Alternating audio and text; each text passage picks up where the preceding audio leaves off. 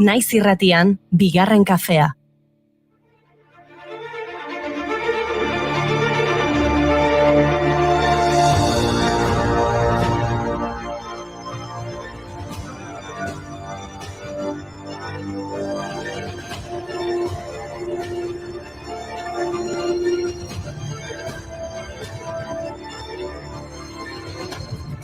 Arratsaldeon, petralduta gabiltza, maiatzaren erdian, negu garaiko den giro ilun eta umela dugulako. Martxoan maiatzeko giroa egiten duenean, maiatzean alderantzizkoa gertatzen dela dioen gaztelerazko esaera baten inguruan aritu gara aste honetan. Eta Twitterren esaera horren euskarazko aldaeraren bila aritu dira.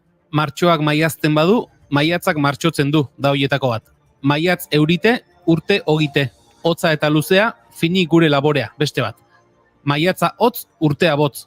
Eta azkena, martxoan maiatza eginez, maiatzean martxoa zinez. Gira sartu da maiatza, zabaldu du bere betaza lurdina portuan.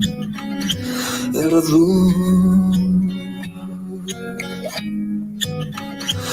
aspaldian ez du zure berri. Nik ez dakit eguraldia edo asteko lankarga den, baina nekatuta iritsi naiz ostiralera. Hala ere, asteburuan atxeden hartu eta pila kargatuko zaizkit. Ez dute zorte bera fibromialgia edo neke kronikoaren sindromea pairatzen dutenek. Gaur, bi gaitz horien mundu eguna da. Florence Nightingalen jaiotegunarekin bat eginez ospatzen da. Gaitz horiengatik 50 urte egin zituen Florencek ohean.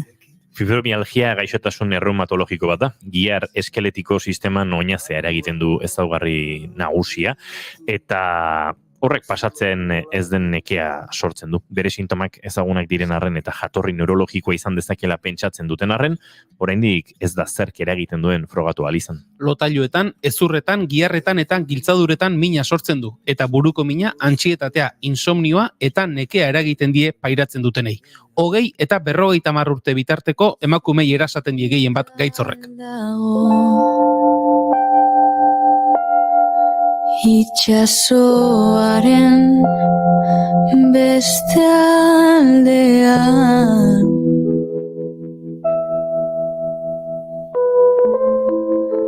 eguna hiltzen bada. Florence Nightingale aipatu dugu lehen, fibromialgiaren mundu egunaren harira, emakumea erizain izan zen gaixotu aurretik, eta kasu honetan ere balio digu hurrengo nazioarteko egunarekin lotura egiteko, izan ere maiatzaren 12 erizainen nazioarteko eguna ere bada.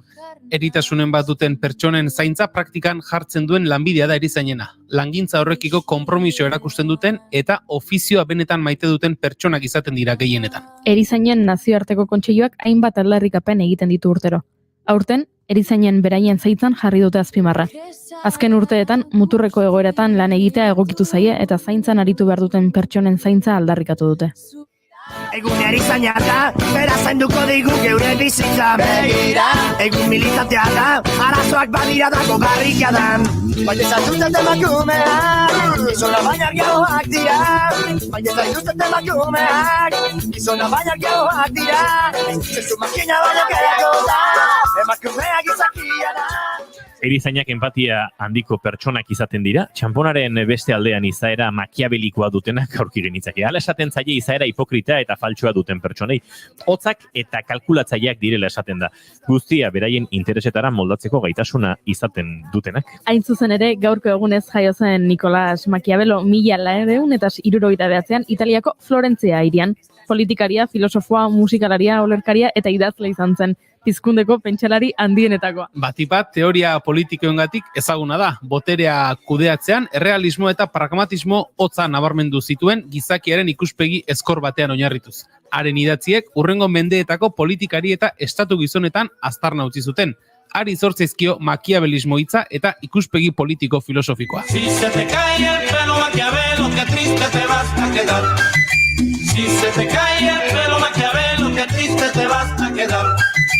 Cuando se te caiga el pelo, todas te van a dejar. Juana, Cosita y la Mora, las tres en un día te van a dejar. Segidan aipatuko ditugunak ere pertsona kalkulatzaileak dira, baina beste zentzu batean. Gaur, emakume matematikarien mundu eguna da. Maria Mirzakaninen omenez ospatzen da. Izan ere, Irandarra izan zen, Fields domina lortu zuen lehen emakumea, 2014an.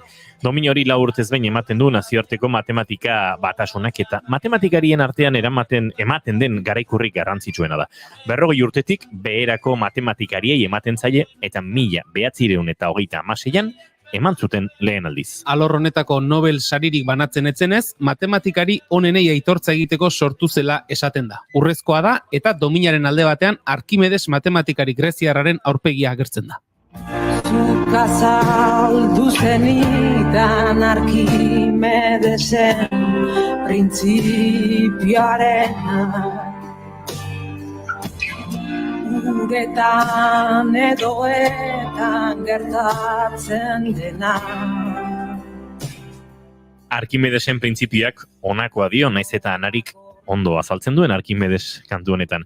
Gorputz bat, erabat edo partzialki atsedenean dagoen fluido batean sartuta badago, behetik gorako bultzada bat jasotzen du, usten duen fluidoaren volumenaren pisu berekoa. Fisikako lege horren bitartez, Arkimedesen printzipioaren bitartez hain zuzen ere, olatuen haustura azaldu daiteke.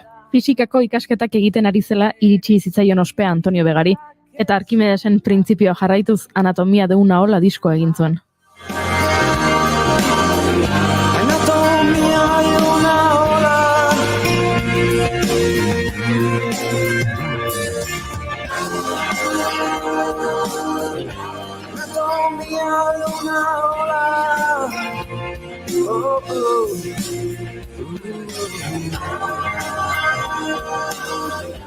Gaurko egunez hiltzen 2009an Antonio Vega musikaria, 1978an Natxa Pop taldea sortu zuen bere lehengusu Nacho García Vegarekin batera. Estudioko 6 diskoren eta zuzeneko baten ostean, 1988an taldearen ibilbidea amaitutzat eman zuten. Natxa Pop 80ko hamarkadako movida madrileña bezala ezagutu zen, mugimenduko talderik entzutetsuenetako bat izan zen. Beraienak dira Chica de Ayer eta Lucha de Gigantes bezalako kantuak. Behin taldea deseginda, Antonio Vegak bakarkako ibilbideari ekin zion. Izaera intimoagoa zuen musika egiten zuen eta estudioko 6 diska atera zituen, zuzeneko batekin eta hainbat bilduma lanekin batera. 2009ko martxoaren 28an Bilboko kafe antzokian eskaini zuen bere azken kontzertua.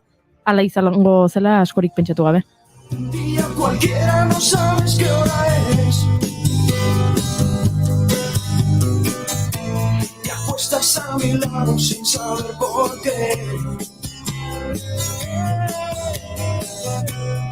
Las calles mojadas te han visto crecer. Y tú en tu corazón. Tira, sarrera triste honen ostean saioari beti gora bultzaka hasi beharko dugu, ezta? Bai, goazen. Hasteko Dona Peian iznieto etorriko da eta maitasuna zer den erantzuten ahaleginduko gara. Gorka Hermosa akordoilariarekin ere hitz egingo dugu, maiatzaren 19an eta 20an Peace Dream obra estrenatuko du Berlinen. Eta intimitate koordinatzaileak zer diren ezagutuko dugu. Ezinbestekoak dira telesail eta pelikuletan sexu eszenak grabatzeko. Astea borobiltzeko, jazz kontuak Maialen Tellabiderekin. Gaur Esperantza Espaldinen inguruan hariko gara. Dena prest gaurko menuare aurkeztuta eta poliki-poliki joango gara, aipatu ez ditugun, menuaren aurretik eskaintzen dizkizu egun, maite dutak eta guzti.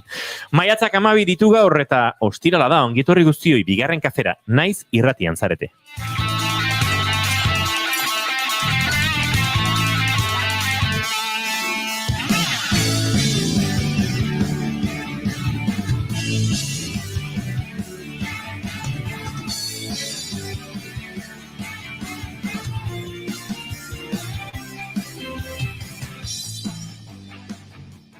Zuekin, jaun Andreok, alegiko Eskoti Pipen, Julen Goikoetxea Orbegozo, arratsaldeon. Arratsaldeon. Entzule datu bat, 80ko hamarkadan, NBA-an, estatu batuetan, 3koak jaurtitzen asmatzeko koziente altuen zuen jokalaria Eskoti Pipen zen. Michael Jordan ere etzebilen urruti, baina Pipen zen 3koetan maixu.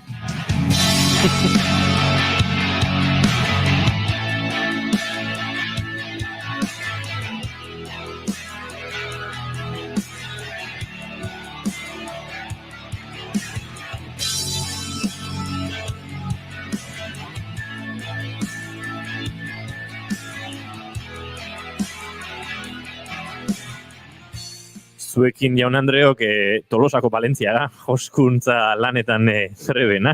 Goiuri ezeiza Arandia arratsaldeon. Gehiago gustatu zait Scottie Pippen. Bai? Joen, bai, nik ere izan nahi dut atleta historiko bat. Neska.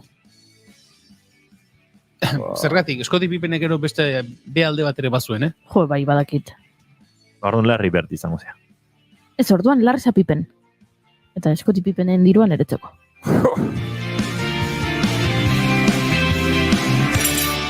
Aizuen zule, hemen bai eta bai, joan zaigu sintonia, baina izketan ari zaizuan hau Inigo Asensio Elurbide. Gaur bigarren kafeak badu 585 arratsaldeak oraintz izango ditu 4:16 minutu, maiatzak 12, gu 3, zuekin 1000 eta horrengo 2 orduetan bat egiteko helburuarekin etorri gara ona. Ze kanturekin hasiko dugu gaurko saioa? Nik ez dut gaurkoa pentsatu.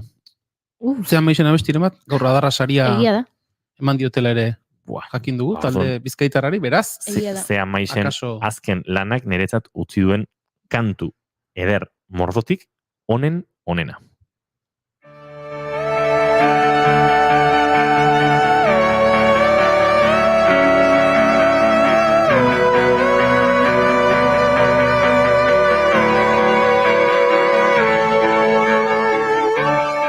Esan liteke Zean maixen azken lan hau, Durangoko azokan gurekin Aiora Renteriak ondo asko azaldu zuen lana.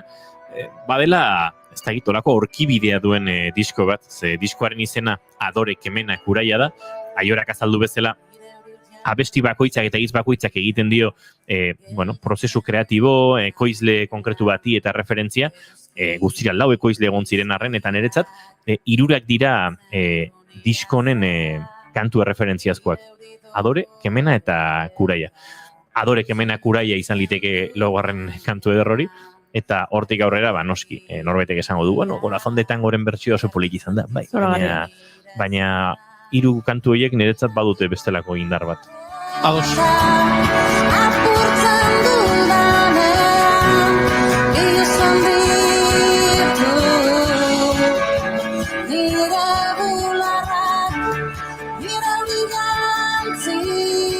Eta maite duten tartean murgildu beharko dugu, Julen Goikoetxe Arbegozo, zein da zure maite duta?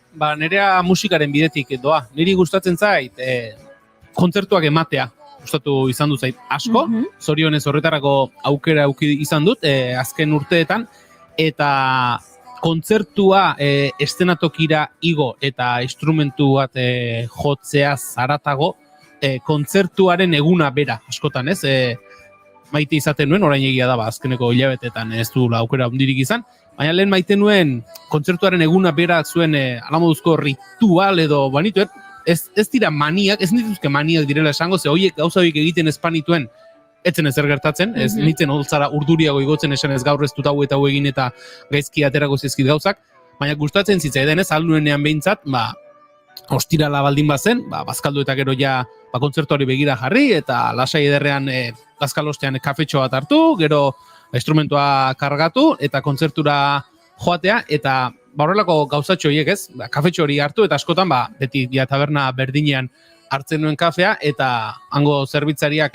motxilarekin sartzen ikusten ninduen esate dize, gaur ere bazoazte, eta bai, halako lekutara, eta ez da gizert, eta horrelako konversazioak, eta gero kontzertoren aurretik, ez da gitez, norberak izaten ditu bere ohituratxoak, eta niri gustatzen zitzaidan, ordura ordentxo bat edo kontzertu hasi aurretik, nire kaxara bakarrik egon, pixka bat, kontzertuan joko genituen abestiak barneratu, errepaso bat eman, eta horrelako gauzak egitea, eta esan dut, azken hilabetetan ez dudala horretarako aukerarik izan, baina bihar, 2023ko lehendabiziko kontzertu eskaintzeko aukera izango dut, Xirro Larraña akordio orkestarekin behasainen, eta ilusioa egiten dizen nahi duzu esatea, urte deixente izan dira, kasik esango nuke, urteak naturalki hartuko bagenitu, ez naizela behin ere maiatza erdira arte kontzertu bat eman gabe hon, eta biharkoak ilusio egiten dit lehendabiziko, 2023ko lehendabiziko kontzertu emateak. Gizu batzutan urtean iristen dela data bat, ez? Nun urduri jartzen hasten diren musikariak, martxoa da, eta oraindik ez dute kontzerturik eskaini, eta horrelakoak, eta gero batean, zapatrun, ketun denak etortzen dira bat bestaren atzirik, beraz prestatu, eta alfombra berria erosi, igual kontzertu asko etorriko dira batean. Nire alfombrak historia dauka, historia kilometro asko, eta Zerrautxe, Euskal Herriko provintzia guztietako Zerrautxe ere bai.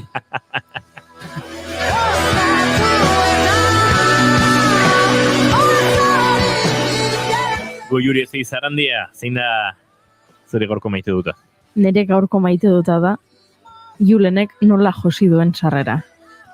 Zoragarria iruditu zaidan, aipatzeko adibidez emakume matematikariak, Makiabelo eta erizainak nola Makiabelo kalkulatzailea zen, eta nola kalkulatzaileak diren emakume matematikariak kalkuloak egiten dituztelako. Osea, Julen, zoragarria. Goiuri, gauza bat esango dizut. Begiratzen dugunean, gaurko egunarekin lotuta zer dagoen eta zer sartu genezaken sarreran, askotan inundik inora ez dago loturarik, baina gaur egun ari da zabaltzen esaldi bat, bate bat gaztelera esaten denez, sujetame el kubata. Pixka bat jarrera hori hartzen dugun, nola ezetz, eta ez dakit, benetako loturak izaten dire, baina egiten dira. Ez, baina benetan... Beste aukera da, sarrerak niri egiten ez ustea. Ez, baina benetan diotxut, zoragarria... Bai, gustatu zaizu? Asko gustatu zait, eta egia da, entzulek badakite saiatzen garela, ez? Saio hasteko beti, gaurko egunez zer gertatu da, nor jaio zen, nor hiltzen, nazioarteko egun ofizialik ote da, eta horiek hartu, eta saiatzen gara, ez? Josten pixka bat, saioa olatuaren aparrean hasteko, eta ez da erresa izaten, eta aizu. Ez dakite, iritzi makiabeliko xamarra zote den, Julen, benetan, harina. Eskerrik asko. Gustatu zaidala. Eskerrik asko.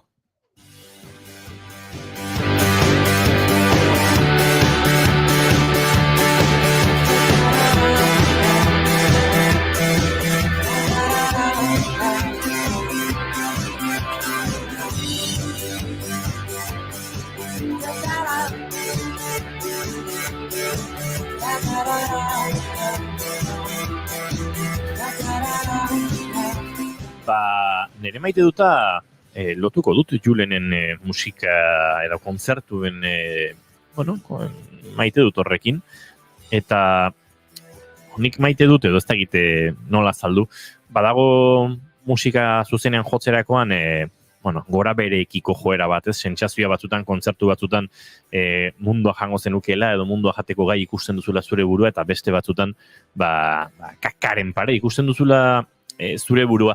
Hori are gehiago nabarmentzen zait niri behintzat kantuan eta pixka taldearen aurrean kokatu behar dudanean, hori postal kolekzionistak proiektuarekin soilik gertatzen zait, eta, bide batez edo neurri batean beste talde batzuekin, esaterako esan ezinekin jotzen dudanean, pixkat nire erantzabe frontwomanaren itzalean dena erresago edo ikusten dut, ez?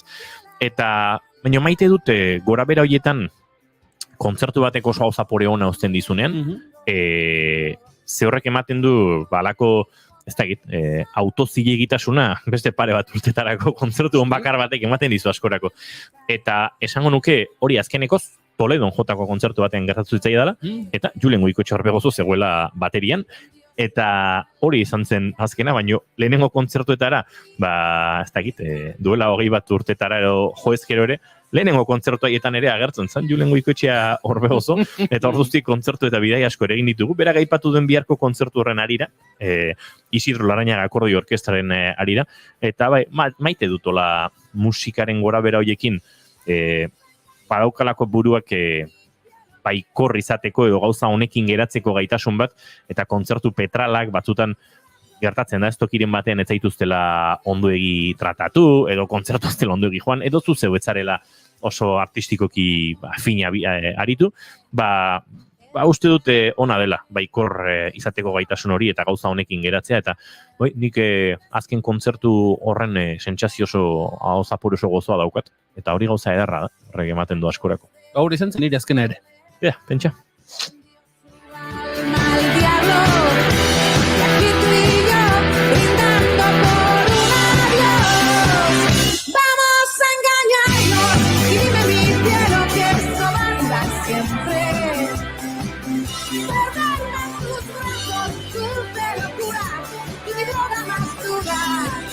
Onartu behar dut gauzat esan dudan bezalaxe beste esan behar dudala Adore, Kemena eta Kuraian eretzat dira diskonen 3 kantu ardatzak eta kantutzarrak. Egia da, Corazón de Tangoren, Doktor Deseoren bertsia hau ere aiorak jokoa pasazuela. Aiorak eta bestelako maistarrek ere hori. Aipatu genuen egin behar genuela bertsioen zerrenda ofiziala eta hau aipatzekoa da, Bai, nola, bertsioa originala baino hobea den Hori da. kantu horien zerrenda eta defentsa egin behar dugu, ez? Bai. Hori lokatzetan barruraino sartzea da, Bai. Bai. Batez ere euskal musikaritaz ari bazara, ez? Laguna galtzeko arriskoa Bai, ganta. herri santu hontan dena gara lagun edo ezagun eta... Baina bai, esango dugu. Maquiavelo. Ba, segituan Dona Peian izango da gurean, nitarte batean alde egingo dut, baina Goiure eta Julenen eskuetan izango zarete, eta izango da Dona, eta Donari nahi bat diozu galdetu bere maite duta zein den ere, ba, akaso izango du prest.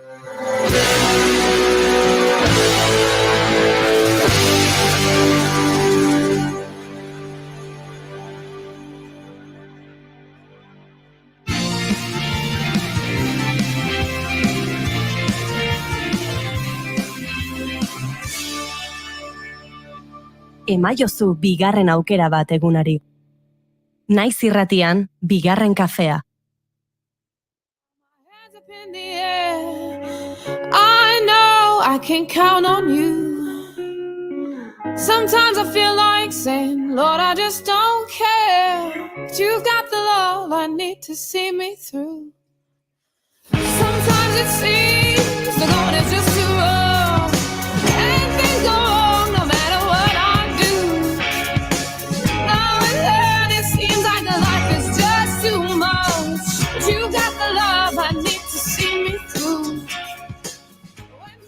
Eta esan bezala, aspaldiko partez, gurean da Dona Peian Nieto, eta esan dugu, Inigok tarte baterako alde egin behar zuela, baina etxeko lanak utzi dizkigu, eta esan digu, galdetzeko mesedez Donari, zein den bere maite duta beraz, hortik hasiko gara. Arratsaldeon Dona. Arratsaldeon aspaldiko. Aspaldiko. Manun gogoa etortzeko, Bai, baitanik ere. Eta maite dutarekin nahiko trabatuta nago, egia esan.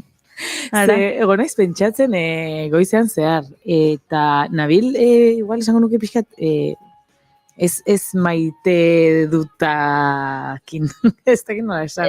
Ez zaude maitakor? Ez nago maitakor. Bueno, bai, baina ez zehazki gauza batekin. Orduan, neon pentsatzen eta etortzen zizen, ba, hau gustatzen, ba, hau ezakize. Orduan, nola, ez dakate nola ezer zehazki, ba, esango dut, maite dudala, edo gustoko dudala, permititzen diodanean ere buruari, espektatiba horiek ez betetzen. Hau da, eskatzen diazu maite dut bat, nik eskatzen nion ere nere buruari ekartzea, baina nola gelditu naizola nahiko blokeatuta edo kateatuta, ba, maite dut permititzen diodanean, ba, ez dut ekarri, eta listo. Buah. Komodin ederra jarri genituna, hemendik aurrerako. Eskerrik asko, Dona. Placer bat.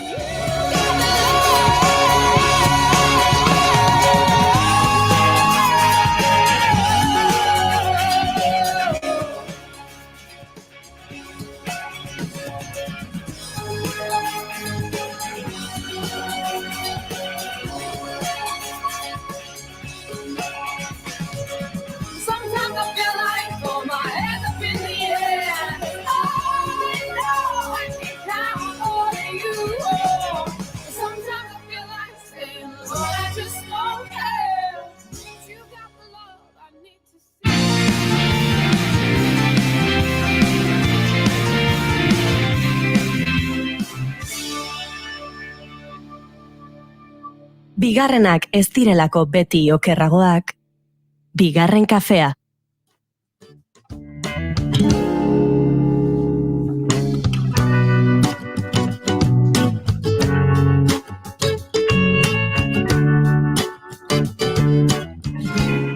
Aipatu dugu agian Dona Peian Nieto, gure emozioen terapeuta ez datorrela oso maitakor gaurkoan, eta kontraesana da dirudi horrek, izan ere gaurko gaia zer da maitasuna.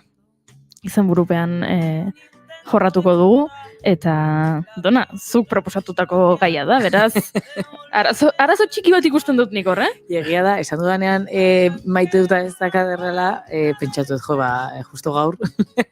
Batzutan gertatzen egolakoak. Horrelakoa gertatzen. Ba, izan ere, bai ekartzen dut, edo nahi nun ekarri hausnarketa puntu bat, ze azkenaldian nago sare sozialetan batez ere ikusten eta irakurtzen gaur egungo maitasuna edo gaur egungo gaztek edo gaur egun ez dakigula maitatzen, ez dakigula konprometitzen, eta horren inguruko ez dakik kritika moduko bat, eta eta mugitzen dau kritika horrek. Orduan, gon naiz hausnartzen, ja denbora desentez, eta zuekin hausnartu nahi nuen, jendeak ze pentsatzen duen, zuek ze pentsatzen duzuen, eta bueno, pues denok bateraz behintzat, gai hau maiaren gainean jartzea etorri naiz, horrekin behintzat.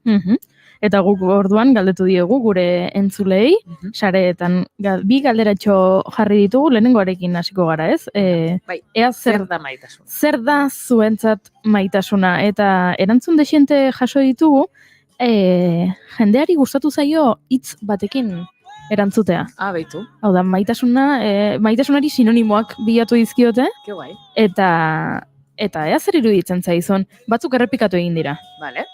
Gehien errepikatu den hitza erantzunetan, goxotasuna. Izan da. Nere buruan segun zaintza, batean etorri zaitori. Goxotasuna, berotasuna, etxea, laztanak, zaintza, empatia, konpromisoa, komunikazioa, osasuna, sexua, horiek jendeak bota dituen horrela hitzak, baina beste batzuk esaldiak bota dituzte, eta hemen entzule batek dio, maitasuna da beste pertsonei onena opatzea, eta hori gertatzeko zure esku dagoen guztia egitea. Toma ya. A tocar la mía, ya sabía lo que habías todo, salía mal. Zer iruditzen zaizu, jendeak esan duena? Iruditzen zait, lehenko eskerrak eman egiko nituzke, ez? Uste ez dela galdera erreixa, maitasuna tazitz egitea edo maitasuna definitzea, ez? Horregatik niretzako galdera zen zer da zuretzat. Eta nik uste zer da zuretzat orain maitasuna, ez? Fíjate, esan genezak ere bai, nik uste kontzeptua evoluzionatzen dihoagu evoluzionatzen goazen inean, eta hori da interesgarria ere bai, ez? Eta iruditzen zait zerbait ere zaila definitzen hitz batekin, inkluso esaldi batekin, eta niretzako da hausnarketa puntu bat, ez? Zer da maitasuna, nahi, pixkat pikatzeko edo elkarrizketa guazteko, nahi nun hortik anasi, ze hori nola hausnartzen atorren edo intentzia da behintzat hausnartzearaztea, ez dakit ondo esan dagoen, hausnartaraztea. Eskerrik asko. Esango.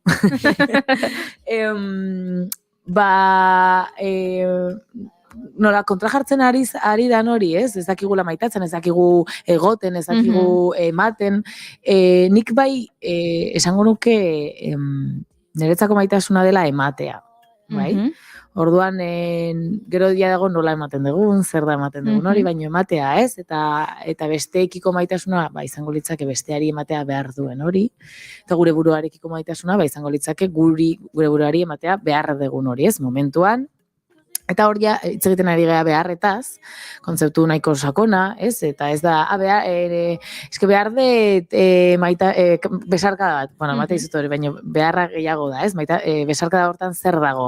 Dago goxotasuna, dago ikusia sentitzea, dago kontaktua, eta horiek izango lirateke beharrak, ez? Edo, ondokoak eskatzen badizu espazioa, eta zuk ez badizu nahi, eta espazio hori ematen badizu, hori niretzako maitasun ekintza bada, eta berdina gure buruarekin egiten dugunean hori. Zer gertatzen da hemen, eta ja harremanetaz hasiko naiz hitz egiten, ez? Hainbeste gure buruarekiko maitasuna, etorriko dela, ez? Baina zer gertatzen da, eta niretzako hemen uste historia leku oso interesgarria duela, ez? Gure historian zehar nola maitatu da, nola ikusia izan dan maitasuna, eta nola ikusia izan diran harreman afektiboak, ez? Eta neri bai etortzen zait pixkat esaldi hauek ezin dezu gabe bizi, eta zu gabe hiltzen naiz, eta behar zaitut hori, eta agian gaur egun dagoen informazio barra desinformazioarekin, baina informazioarekin bai agian ikus dezakegula kontzeptu horiek ja ez daudela mai gainean. Eta behar zaitut, baino esaten didate ez dudala hau sentitu behar, ez? Edo askea izan behar dut, eta ez zaitut behar, orduan nola maitatzen dut, maitasuna sentitzeko behar zaitu dela sentitu behar dut, ez, orduan niretzako maitasunaren kontzeptua bai evoluzionatzen ari dela, aldatzen ari dela, gizartea aldatzen ari delako, eta hor, egia da nahasketa izan dezakegula honen inguruan, nahasketa izan dezakegulako harremanen inguruan. Orduan, niri hemen sortzen zait beste galdera bat dela, bueno, nik entzuten dudanean, eski gaur egungo gazteek ez dakizue, edo ez dakite, maitatzen. Etortzen zait, kontzeptu oso arrekaiko bat moduan, gure aiton amonak, justo nera amona etzan horrelakoa, baino, bi amonak ez ziren horrelakoa, baino, eski gaur egungo gazteek, bla, bla, bla, gero hortik datorren guztia, ez? Eta nik uste generazioak hori dakatela, ez? Generazio bat hartzen dunean ja presentzia, gaur egungo gazteek hartzen duten presentzia hori kontuan hartuta, baina hor sentitzen ez garenak hasten kritikatzen. Igual hori da gure parte bat, ez? Hori da gizaki izatearen ezaugarri bat. Urrengo belaunaldiak gutxi estea. Bai, izan daiteke, porque ez dugu ulertzen, ez gara identifikatuak sentitzen, gu pentsatzen gaztetasuna ere dago rebeldiarekin lotuta, eta orduan mugak hausten ditugu gaztea garenean, uste dugu gurea da egia, revoluzionarioa garela, orduan, batean ez gutxinaka dator beste belaunaldi bat, eta izaten ari da ere, revoluzionarioa mugak hausten ari da, behaiek dute egia, eta orduan esaten dugu, ez, gurea zen hobeagoa, ez? Orduan, niri esaldi hauek gaur egungo maitasuna ez da maitasuna, ez dakizue konprometitzen, gazteek ez dakite maitatzen, niri ez dakit, zar kutsu hori etortzen zait. Orduan bai, hor niretzako botako nuke hor pixkate ispiluaren ez dakit irudia, guazen hausnartzea, nik baldin badu sentsazio hori gaur egungo gazteek ez dakite konprometitzen, ez dakite maitezen, jarri ispilu baten aurrean zerari naiz esaten. Guazen pixkat niretzako gelditzea, eta nire sentsazioa dena, gaztetasunatik asko ikas dezakegu. Ez, eta gizartea evoluzionatzen dijoa, eta gaztek dute balioa handia hor revoluzio hortan, ez? Bizitasuna hor dago.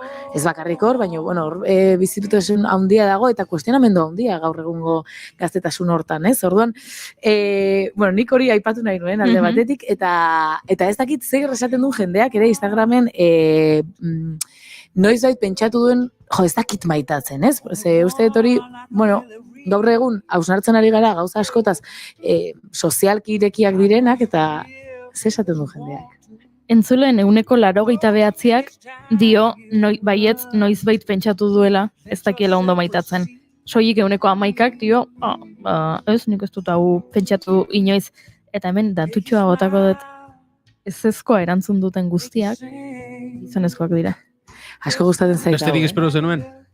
Nik datua bota dut, besterik gabe. I can sing you a song, play you a tune. Badirudi baietz 100 handi batek, gehiengoak noizbait pentsatu duela, ez dakit ondo maitatzen. Niretzako hemen badago zer ikusia, ez nuke hau sentitu beharko, edo ez nuke hau sentitu behar momentu honetan, sentsazio horrekin. Ez, askotan sentitzen dugu zerrat injustua dela, edo inbidia sentitzen dugu, edo gorrotoa, eta esaten dugu, ez nuke hau sentitu behar. Egongo balitz bezala, ez dakit iztegi bat edo biblia bat esaten duna zer sentitu barko genuke momentu bakoitzean. Orduan, sentitzen dugun guztia badu zentzu bat. Igual ez dakigu zein, baina badu zentzu bat, orduan onarpena da bidea. Gero jakiteko zer egin edo jakiteko gure burua entzuten. Orduan hemen pixkate antzekoa da, zer egiten du nik sentiaraztea ez dakidala edo agian zalantzan jartza maitatzea dakidan edo ez. Ze gertatzen ari da, ez? Harremanean nere inguruan. Ze askotan egia da, daudela balio tradizional batzuk, ez? Maitasuna, nondik gatoz maitasun kontuan. Batoz, bikotean, monogamian, eta behar hortatik ere bai, ez? Orduan, horrekin, hautsi garen einean, hausten hasi garen einean barkatu, hausten duten hoiei kuestionatzen zaie, ez? Hor badago eliza, badago tradizioa daude, ente handi asko. Orduan, zalantzan jartzen duelako zure oinarria. Zuk eraiki balin badezu bizi proiektu bat oinarri horretan, ez? bikote harreman monogamo tradizional ezkondu, elizatik ezkondutakoa, eta tal, gazteak hori zalantzan, gazte batek hori zalantzan jartzen badu, zure bizimodua zalantzan jartzen ari da, eta hori zaigu gustatzen.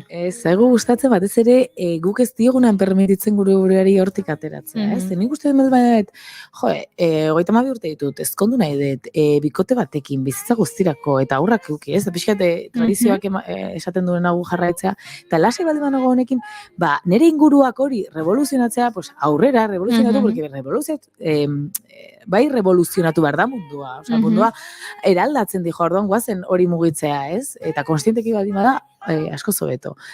Baina ni baldin nago zalantzan, eta ez badiot nire buruari permititzen, hau nahi dut benetan, ez dakit beldurragatik egiten ari banaiz, kondizio ezberdinengatik eta bar, orduan nire ondoa hasten denean hori mugitzen, balore horiek mugitzen, oinarri hori pixka zalantzan jartzen, nik esaten dut, ez egin. Bestela nerea gutxiesten ari zarete edo ni zalantzan jartzen ari naiz eta ez dut nahi, ez? Beldurra ematen dit zalantza izatea. Eta bueno, beldurrak hemen niretzako badu toki oso handia. Zer gertatzen ari da? Gaur egungo informazioak ekarri du ere bai mailaren gainean kontzientzia emozionala, regulazio emozionala, zer sentitzen dugun, hori eman dio balio bat, eta horretan ari gara, ez? Orduan zer gertatzen da, nik sentitzen dudana balio bat duela, eta orduan nik agian sentitzen ditut zalantza batzuk, sentitzen ditut kezkak, sentitzen ez dakidala zer nahi dudan, sentitzen dut igual nahi ditudala beste harreman batzuk izan, eta kasu egin behar diot, ez? Nolabait esaten du, sentitzen dugun hori, badu toki bat eta kasu egin behar diogu horri. Vale, orduan zer gertatzen da? Ni hasi naizela, edo hasi garela, esaten zer nahi dugun eta zer ez. Eta maitasunan hori askotan, edo harremanetan hori askotan gatazka bat da, ez? Eske ni nahi dut zurekin egon, bale, nik ere bai, oso ondo, bale, guazen biak elkarrekin egotea, eta nola nahi dugu egon? Nolako harremana nahi dugu sortu, ni harreman eriki bat nahi dut, nik harreman itxi bat, nik elkarrekin bizitzea nahi du zurekin, nik ez. Orduan hor gatazkak sortzen dira, eta gatazka horiek beti esaten dugun moduan ez da txarrak direnik. Gatazka zoragarriak dira, zer gertatzen da, gatazka horiekin zer egiten dugun da arazoa sort dezakena horrez. Nola konpontzen ditugu gatazka horiek, nola hitz egiten dugun, aguantatu behar dugu? Ez, eta karo, gatoz aguantetik. Hau da, erabaki bat hartzen dut, erabaki hori betirakoa da, porque lo dice la ley, ez? Eta ezin da mugitu. Bueno, zalantzan jartzen hasi zan hori aspaldi, ez? Erabaki betirako, harreman hau betirako dela erabakiaren zilegitasun hori ja ez da horrela, gauzak aldatu daitezke, paperak apurtu daitezke nolabait, baina horren atzean gauza asko daude, ez? Bueno, azkenean, gure emozioak balioan jartzea, nik nire emozioak edo nahi dudan hori baiaren erdian jartzen dut, nire bikoteak edo frentean dudan amorantea edo dena delakoa frentean jartzen du, eta zer egiten dugu, nekin? Nola adosten ditugu gauza hauek, ez? Nola adosten ditugu gatazka hau?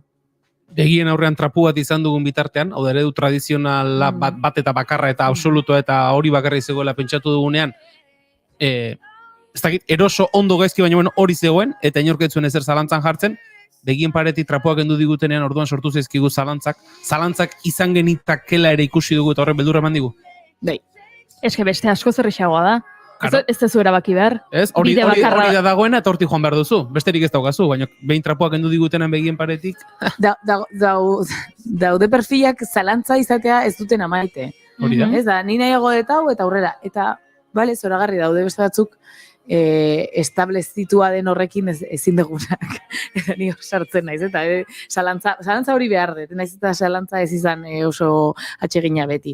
Eta gero hor, oso garrantzitsua da, esan dudan bezala, gizakiaren historia, edo, bueno, kulturalki, ez, segun zetokitako historia hori kontuan hartzea, eta gero bakoitzak gure historia. Hau da, ze nolako harremanak izan ditugun, eta jaiotzen garenetik, gaur egun arte hori kontuan hartzea oso garrantzitsua da. Nola binkulatzen naiz, nolako harremanak ditut, nondik sortzen ditut harreman horiek.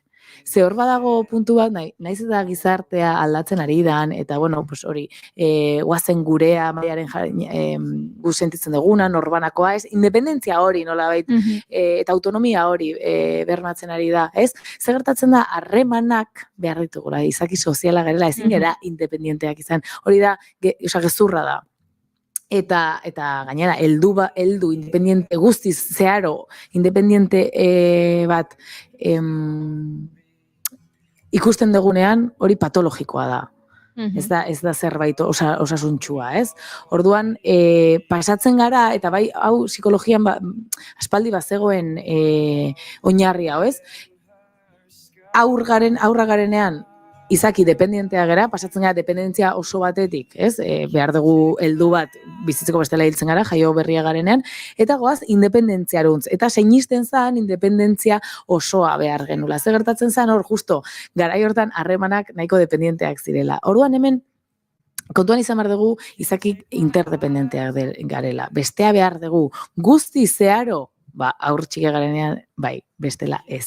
Orduan hemen bi dependentzia edo benpekotasun mota daudela, kontuan hartu behar dugu, ez? Dependentzia edo benpekotasun vertikala, eta hau da aurra garenean duguna, ez?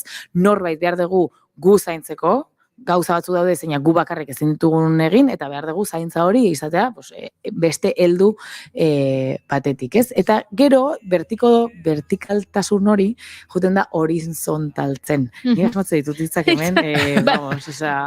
Baina, ulertzen ari gara. Hori ez da existitzen, ez? Baina, bueno, juten da harreman hori horizontalagoa egiten. Orduan, helduak egiten garen heinean, dependentzia badegu, baino dependentzia horizontalagoa da. Hau da, nik eskatzen dizudana zuri, aldizut nik ere eman, ez? Orduan, zer gertatzen da hemen, askotan, izan degun haurtzaroagatik eta gaztetasunagatik, ez dakigula harreman vertikal hoiek sortzen heldua garenean, eta sortzen ditugu, ez dakigula harreman horizontal hoiek sortzen dependentzia edo menpekotasuna kontuan hartuta, eta sortzen ditugu menpekotasun vertikala duten harreman hauek. Eta bilatzen dugu bikote bat gu zainduak izateko, edo bilatzen dugu bikote bat izan edo amorante bat, edo harreman bat, nun gu zaintzailea garen, ez? Orduan, askotan, gaina, hor paka egiten dugu, ez? Norbaitek nahi duna zaindua izan, bilatzen du zaintzaile bat, eta aldrebes, ez? Eta zer gertatzen da hor, reproduzitzen dugula roloiek, ez behar zaitu, zu gabe hiltzen nahi, eta holako rolak zeinak direnak oso antxetatetik sortzen direnak, beldurretik sortu dauden harremanak. Orduan, hori ere badago, bale, gizartea ere eraldatzen ari gara, eta kuestionatzen ari gara nola izan dan maitasuna, eta nola ikusi dugun maitasuna, eta harreman afektibo horiek historian zehar, baina kontuan izan behar dugu, nola harremandu naiz ni, nola harremantzen naiz ni, nire historian zehar. Eske sentitzen dut, nire bikotea edo norbaitekin nagonean, jun egiten denean, hor antxetate pilo bat sortzen zait, beldurra sortzen zait, bale, orain zure historia da. Eta hori, importantea da, hortaz konstiente egitea. Ze hor baude bi joku, deitzen direnak, eta regulazio emozionalarekin harreman oso handia duten, eta nola regulatzen gara emozionalki. Eta daude bi polo bezala, ez?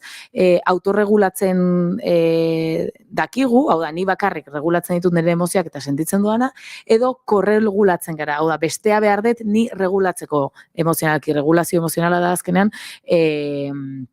emozionalki nolabait orekatuak egotea, ez?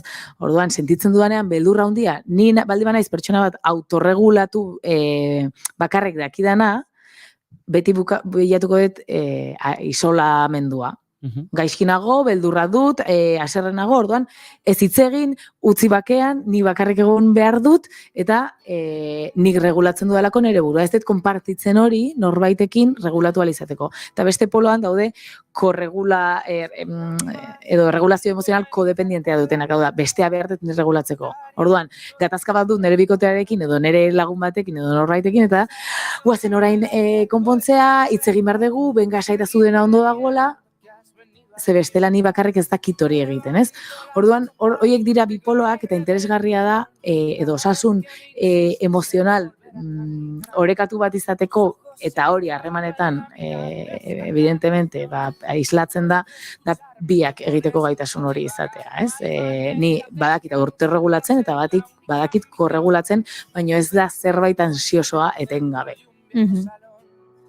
Quiero que te acuerdes y volver a desgastar el suelo en 4 tiempos y me invites tú a bailar.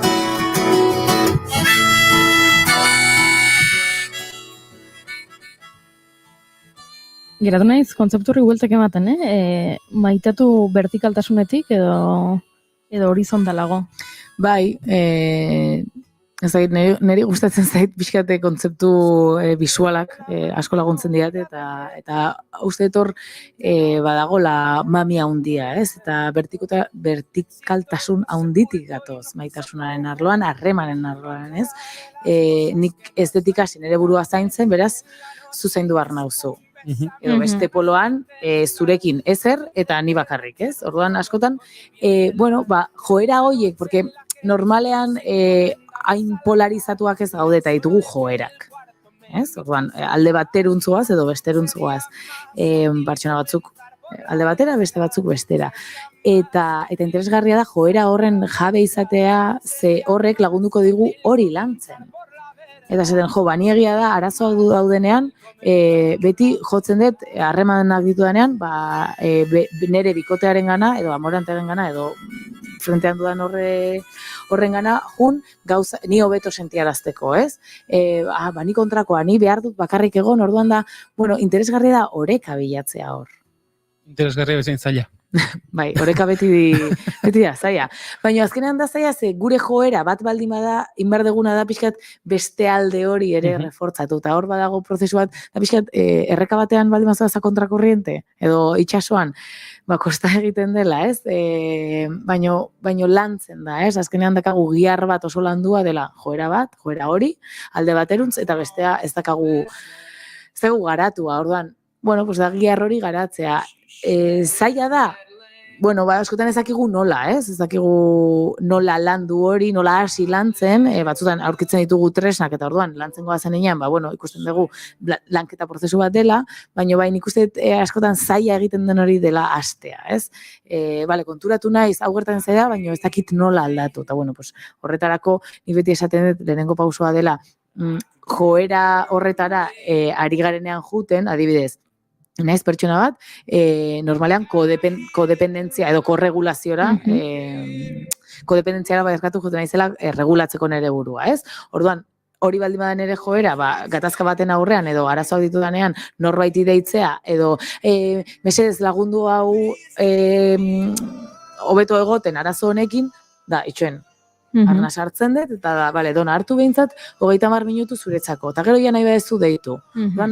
Gauza txiki hoiekin laguntzen dut, beste poloan berdina, ni baldin naiz pertsona bat isolatzen dena autorregulatzeko, itxoin, hartu arnasa, eta daukasunean indar pixka bat konpartitu nola zauden, konpartitu ze behar dezun, eta hor, zaila da, baina ja erigera egiten aldaketarako prozesu txikitxo bat, edo pauso txikia bada. 30 minutuan zure buruari hausnarketa egitea eskatzen diozun pertsona horrentzat, hori izango da kaso gauzari zailen, ez? Besteekin elkarbanatzea dituta baldin badago, bere buruarekin hausnarketa hori egitea izango da. Behin lortzen badu akaso ja emango du urratsa handi bat, ez? Beste aldera, baina hori lortzea izango da akaso. Ez nik jenderekin, nik bakarrik ez erotu egingo naiz. Claro, antxitatea pizten da hor, eta normalean gure gorputzak egiten du antxitatea dugunean, eta antxitatea da sinisten dugun ezin deta hau egin, ez? Erretzaileek, zigarro bat eta beste baten artean sentitzen duten, justu, erreko zigarro bat, txunpixka bat, erke pasa, eta hor pizten da antxitatea, da hori, ez? Ohituta baldin banago, jendearekin konpartitzea beti, nire zinegonak, eta zeta bat, txoin, konpartituko porque ez da hori ukatzaren kontua, ez? Konpartituko duzu, baino, eman 30 minutu zure buruari, ez? Gelditu 30 minutuz. Ni badut joera 30 minutuko recetak bidaltzea jendeari, ez? Egon 30 minutu hau hausnartzen. Ze egia da, adituek esatu dutela, emozio batek ezin duela iraun 20 minutu baino gehiago, ez? Intentsitate berdinean, ez? Orduan, zer gertatzen da, usten degunean, 30 minutu, ni 20 hoiei 10 gehitzen dizkiot, como regalo. egoten gara emozio hori sostengatzen. Eta hori da, regulazio emozional hori, sostengatzea emozioa. Emozioak ez dira, ez dakit, margotu behar, ez landu behar, emozioa lantzea da azkenean sostengatzea. Horrekin egotea, eta horrik ikasten dugu, bale, ni emozio hau sostengatu dezaket, bizi dezaket emozio hau. Azkenean, kudeaketa emozionala fondo-fondoan hori da. Orduan, bakarrik egotea horrekin tokia ematea, ja asko egiten ari gara, ez? Eta beste poloan, berdina, ez? Ostras, bale, joera baldin bada, ni joa mendira, ni bakarrik, porque izan dute movida bat, edo bikotearekin, edo amorantearekin, edo lanean, edo berdin zaitun, eta hor, ni bakarrik egon behar dut, eta ni hausnartu, ez, jun eta deitu, utzi nota bat, konpartitu, WhatsApp bat, ez nago ondo, aserre sentitzen naiz. Hor, gauza, txikia bada ere, pertsona dintzako pauso handia izan daiteke.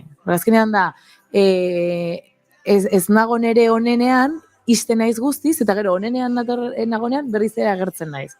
Pribatzen ari zera jendeari, maite zaituen jendeari, zure alde ez orekatua ikusteaz. Eta merezi dute beraiek ere bai, ez? Nik nahiko nuke ondoko pertsonen alde ez orekatu hori ere ezagutzea, porque azkenean beraiek ere hori dira. Oreka topatzea esan dezu dela zaiena, baino niretzako, eta pixkatia oinarrira jetxita, zaiago iruditzen zait, zu konsiente izatea ze motatakoa zaren. Hau da, ni aserretzen naiz edo eta ordu erdi behar dut eta mendira joango naiz, donak jarri duen adibidean bezala, jakitea, zai iruditzen zait jakitea zuk lasaiteko behar duzuna hori dela. Mendira joatea, edo hitz egitea dela, edo ez duzula besarkada bat behar, edo behar duzula besarkada bat. Jakitea zuri, zuk ze motatako erantzuna daukazun eta ze motatako beharrak dauzkazun. Autoesplorazio. Autoesplorazio hori. Neri gustatzen zait, ni naiz batzutan oso sentikorra naiz eta emozionalki nahiko errex konektatzen dut, eta horretarako orduan gustatzen zait taulak, ni taula ditut etxetik nereak, eta orduan da, bale, gaur, ez dakize eguna, zer gertatu da, eta orduan lehenengo kasian. Gertatu da, ez dakize, diskutitu dudala bikotearekin, ez? Bale, zer egin dut? Oiuka egin diot, eta gero etxetik jun naiz. Bale, zema demora egon naiz, ordu bete, orduan, hor taula horretan, eta batean ikusten dut, hilabeteko taula, eta zer dut, bale, beti berdina egiten dut.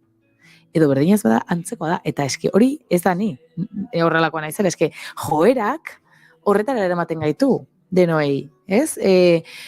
Gauza berdina, beti berdina ez dugu egiten, baina oso antzekoak.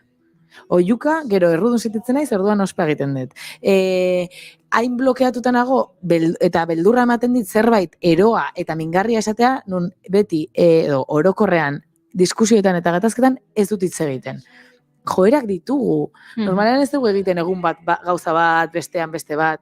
Orduan da, azkenean, esplorazio hori. Eta taulana esaten dut, ze askotan, lagungarria da, hilabete bat pasadenean, begiratzea eta esatea, bale, hau da nere joera. Porque momentuan, gero konpontzen dugu, eta jazta. Archibador, sartzen dugu kutxa fuertean, ez dugu inoiz gehiago irekitzen, eta listo. Edo, ez bagera idaztekoak, begiratu atzera. Azken aldian, zer egiten den nik, edo gurasoen etxean joanean, urduri jartzen ez ditu soportatzen, porque hau askotan gertatzen da, orduan, beti da, diskutitu eta ez dakiz zer, edo ez dugu diskutitzen, baina olako giroa dago, orduan, bueno, bai, fijatu zer gertatzen da harremanetan, ezen olako joerak ditugun, eta batez ere egoera zaien aurrean, ze hor fizen da, bat intentsitate emozionala handiena, ze dena ondo dijoanean edo gustora gaudenean, intentsitate emozionala badago ere, konflikto handia ez da egoten, ez? Orduan, gauza dietaz fijatzeko, nik bai gomendatzen dut gatazken aurrean edo gure gatazka internoen aurrean gure joera analizatzea, edo behintzat behatzea, eta ez epaitu, edo saiatu ez epaitzen. Ze ez da, apurtuta nago, edo ez dakite zer ondo egiten, edo ez dakite ondo maitatzen, edo hau dut, honela ikasi dudalako, nire etxean horrela maitatu izan direlako beti, egin elkalako nire gurasoekin atxikimendu oso ansioso bat, eta orduan orain nire harremanetan ere, pues antsietate hori bizitzen dut, edo ni nuelako, edo naiz pertsona bat gatazka ebitatzen dudana, edo intimidadea ebitatzen dudana, orduan, bueno, pues hori egiten dut. Txarra da, batzutan kaltegarria egiten da pertsonarentzat, orduan, hor, ja, bakoitzak hartu behar ditu erabakiak, ez? Interesgarria da, oreka hori bilatzea, noski baietz, orekatu da gaudenean, gustorago gaudelako, baina beti ere, nire gustatzen zait pertsonari bere jabekuntza hori ematea, zuzera zurbitzaren jabe, eta egin nahi dezuna. Dona, peien izin ez dakit maitasunaren definizio unibertsala topatu dugun, baina oso gustora egon gara, eta beste ordu bete egongo gineke, baina naiz irratiko estudio zentraletara joan behar dugu, azken ordua ezagutzera Garazi Castañoren eskutik. Arratsaldeon, Garazi. Arratsaldeon, goi. Titular nabarmentzekoak. Bai, badirudi, orain bai, ondo entzuten nauzu, ezta? Ederki. 22 gazte, 22 urteko zauritu da Iturriendo poligonean Nafarroko gailu batek harrapatzea eta horren ondorio motora du. Poligonoan bertan hartatu dute eta segidan Nafarroko Unibertsitate Ospitalera eraman dute. Nafarrotik ere bigarren albistea, Polizia Espainolaren komisaldegian 1973an jasandako torturak salatzeko Kontzepzion edok jarritako kereia atzera bota du Maria Teresa Reta epaileak, eta azkeneko kontua epaitegiei begira baita ere Auzitegi Nazionaleko Fiskaltza EH Bilduren 54 zerrenda ikertzera pentsatzean dabil Dignidad y Justizia talde ultraeskuindarraren salaketaren ostea. Zioa zerrenda horietako kide batzuk preso egondakoak izatea. 3 titular hauek eta bestelakoak, arratsaldeko serietatik aurrera sakonduko ditugu, Goiuri. Eskerrik asko, Garazi, guk aurrera jarraitu behar dugu, eduki pila bat daukagu eta gure entzuleekin elkarbanatzeko. Bagoaz aurrera musika doinuetan murgiltzera.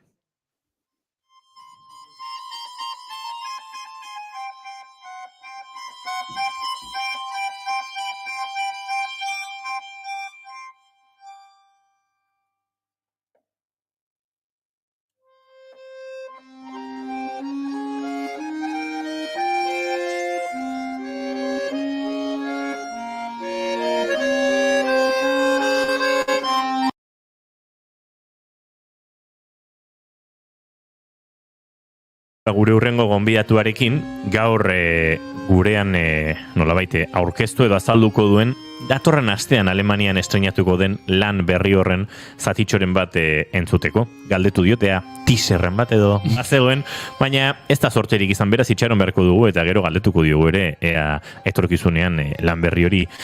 Bueno, grabatuta entzuteko aukera izango ote dugu. Kontua kontu, Gorka Hermosak Berliner Philharmonikerren estreinatuko du, bere konposizio berria bakearen aldeko nazioarteko jaialdian, Peace Dream lana izango da estreinatuko duena.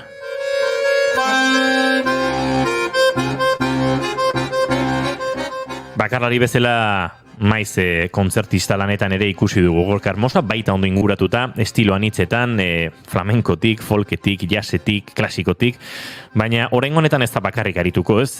3 bakarlarirentzat, errusiar bat, ukrainiar bat, eta Gorka Hermosa berarentzat, eta orkestrarentzat, konposatu du lan berri hau eta telefonoaren bestaldean dugu. Gorka Hermosa, arratsaldeon eta ongitorri bigarren kafera. Kaixo, arratsaldeon. Bueno, argitu behar dugu, goi ari garela entzuten, inork ez ezala pentsa irratian hain beharrezko dugunez, musika hori denik gaur azaltzen ari garen Peace Dream hau, ze kontatu dut Gorka, gure aurreko WhatsApp konversazio hori, oraindik lanaren ezer ez dago entzungai, eta estreinua horrexigatik da estreinua, maiatzaren 19an Berliner Philharmoniker mitikoan eskainiko duzuen estreineko kontzertu eta emanaldi hori ez da. Bai, esan, amets bada, ez? Oain dela 3 urte, pandemia hasi baino pixka leno, baneukan kontzertu bat itxita Berlingo Filarmonikan, eta pandemiagatik, suspenditu barra izan tan, akestu majoia izan tan, urte bete atzeratu zuten, eta bigarren fetxau ere suspenditu barra izan tan, eta azkenen bertan egin ordez, Berlina junintzan, baina genuen Eliza oso politu batean, karaian zuzendariak bere diska guztia grabatu zitueneko Eliza batean. oso toki polita, baina etzan Berlingo Filarmonika bai jo nuen Berlingo Sinfonika orkestarekin, oso polita izan zen, baina etzanan, eta baina hirugarrengoan badirudi izango dela ja horrengo astean extraterrestreak etortzen ez badira edo zerbait gertatzen ez bada, azkenan badirudi hirugarrenengoan bai ingo dugula. Hori intziaten enkargua, abizatu zaten jotzekoan dela urte bete, eta Ukraniako gerra honen hildora den antolatzen duen produktorea bera eslaboa da, eta bere familia oso mezklatuta dago Ukraniarrak, Rusiarrak, Poloniarrak, eta ditu familian, eta hori komentatzen zin oso lehenengo pertsonan dokatzaiola, azken ama zure familiaren bi parteak enfrentatuta ikustea, zure familia enfrentatuta egon gabe. Askotan jendeari behartzen zaio posizio bat hartzea, era antinatural batean, berari gertatzen zaio bezala. Eta okurritu zitzaiola bakearen aldeko kontzertu egitea Alemanian, denorakigu Alemanian gerraren kontrako mugimenduak indar asko daukala, eta azkenean horren hildora montatu da jaialdi guztia, dari Brandenburgo katearen aurrean montatuko dute eszenatoki handi bat, eta horreko gunean Berlingo Filarmonikarren joko dugu kontzertu berdina, baina bi egun desberdinetan. Eta orduan hori okurritu zitzaidan, obra bat idaztea, niretzako bakarrik izan ordez, pixkat simbolikoki hori, akordilaria rusiar bat, ukraniar bat, eta niretzako, eta akordilaria rusiarrak melodia ruso bat jotzen du oso aldatuta dagoena, baina, melodia ruso baten oinarritutako melodia bat jotzen du, eta ukraniarrak berdina, ukraniako melodia batekin, eta pieza guztian zehar biliko dira, modioa, gorrotoa, gerra, itxaropena, eta era oso desberdinetan erlazionatzen bi melodia horiek, eta oso ondo pasatu dute, komposatzen oso pozik dago, egia da, ez dago latizerrik, orkestarentzako dalako, eta hori ez da erresa. Eta, baita jendeari, itxinarazteko, pasako dizuet, grabaketa daukagunean, aurrekoan, Berlinen honi izan azkenengo aldin, Deutsche Grammofoneko etorri zenan grabatzea, oaingoan ere, horiek ere etorriko diralakoan nago, eta, ez da borrengo gunean izango, baina aste batzuk beran dugu, baiokiko dugu grabaketa eta bialeko izut da, nahi batzu berriro elkarrekin itzaitea, encantado. Zoragarri izango da, lan hau entzutea hori galdetu behar nizun, hemen neuken gidoian apuntatuta, grabaziorik izango da, izango da. Ana Kristaleva errusiarra, Radu Ratoi ukraniarra, Gorka Hermosa euskalduna, eta Berlingo Orkesta Sinfonikoa Filarmonikoa izango dira bertan. Gorka, grabazio hau sortuko da, eta ondoren grabazio horrek bide bat izango du noski, zure lanen artean ere geratuko da, baina konta iguzu gehiago sormen prozesu horri buruz, izango dugu esan da bezala, etorkizunean lana entzuteko aukera. Ikusi dugu, irakurri dugu, 3 zatitan banatuta dagoela, egiten dela hor amodioaren inguruko aurkezpen moduko bat, baina lanaren mami gehiena hortxe borroka eta gerraren artean gertatzen dela, eta Errusiar eta Ukraniar melodiak badaudela, nolako izan da sortze prozesu hori, eta ez dakit ikerketa hori behar izan ote duzunez, pixkat Errusiar eta Ukraniar kutsu melodiko hiek zure ganatzeko lan honetara? Bai, den komentatu den produktorean nire oso fan da, edo asko gustatzen nire obra, eta asko ezagutzen ditu nire komposizioak, eta berari asko gustatzen zaio nire Gernika buruzko komposaketa, eta esan zidan nahiko nahi zuela Gernikaren antzeko zerbait, espiritu horretan, baina tematika honekin, ez? Orduan, horrek asko erresten dit lan prozesua, ez? Enkargo asko itxe ditut, eta enkargoa egiten dizunak oso argi daukanean, bizkatzeren inguruan dan, eta batez ere, ze pieza izango den referentzia, horrek asko laguntzen du. Eta gero ontzan prozesu bat, neko luzea, oso luzea, baina kuriosoa, melodia desberdinak entzutena. Nik, melodia ukraniarrarekin gertatuztean, Ni konposatu nuen pizkat melodia bat hasteko, baina oso era xumean, 8 nota edo 10 notako melodia batola, pizkat akorda jartu eta hori atera zitzaidan iaia lehengo aldian. Eta gero hasi nintzen tema ukrainiarrak entzuten, eta gero ditu nion produktoreari eta beste 2-3 lagunei melodia ukrainiar desberdinak bidaltzeko, eta bidali ziaten lehengo emaila iriki nuenean lehengo melodia ukrainiarra, lehengo 8 nota horiek ziren iaia nik idatzitako melodiaren iaia berdinak. Hala, konposatu nuen tema ukrainiar tradizional bat. Bueno, hori askotan gertatzaigu sortzaile, idazten dezula pieza bat, uste dezula zurea dela, eta gero bitzuta, ostia, Sansensena da, o Beethovenena da, edo, baina pringauna izen. Hori askotan gertatu zaizu, ez? Edo askotan, idaztu zerbait oso politia, eta idaztu zu lagunen bat izateko, ostia, melodia hau ezauzezu, politegia da nik komposatu izateko, edo ez dakit. Baina kasu honetan ez dakizu kostienteak, edo melodia berdina, eta baina lehengo 8 notatik 6 iaia berdinak ziren. Badagor gorka azalpen musikal bat, alegia, herrialde kultura guztiek badozkatez, eskala batzuk, eskalan nortasun ematen duten nota konkretu batzuk, eta egonda hortik edo gehiago kasualitatetik, etzen nahin, ez dakit, ukrainiar kutsuko melodia? Hombre, estadistikoki kasualidadea izatea, ia zinezkoa da.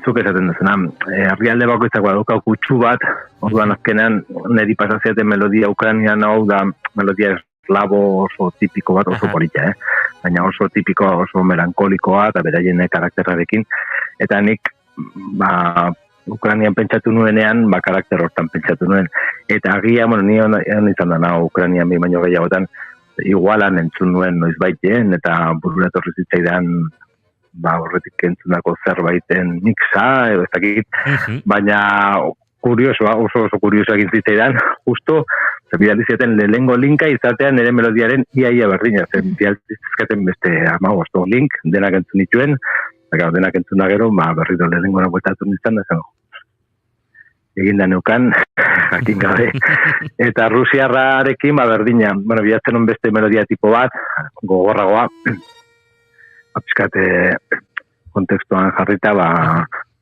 kanpotik datorrena, eta pizkate kritikatzen datorrena, edo, orduan, beste melodia bat aukeratu nuen, eta, melodia desente entzun ditu, baina egia zan nahiko argi ukin nuen askeratik, baita rusiar melodia hori entzun nuenean, oso argi nuken hori nahi nuela, horretik ere ezagutzen nuen melodia hori. Eta hori biak hartuta, beste melodia, piezan duten beste melodia asko nereak dira, eta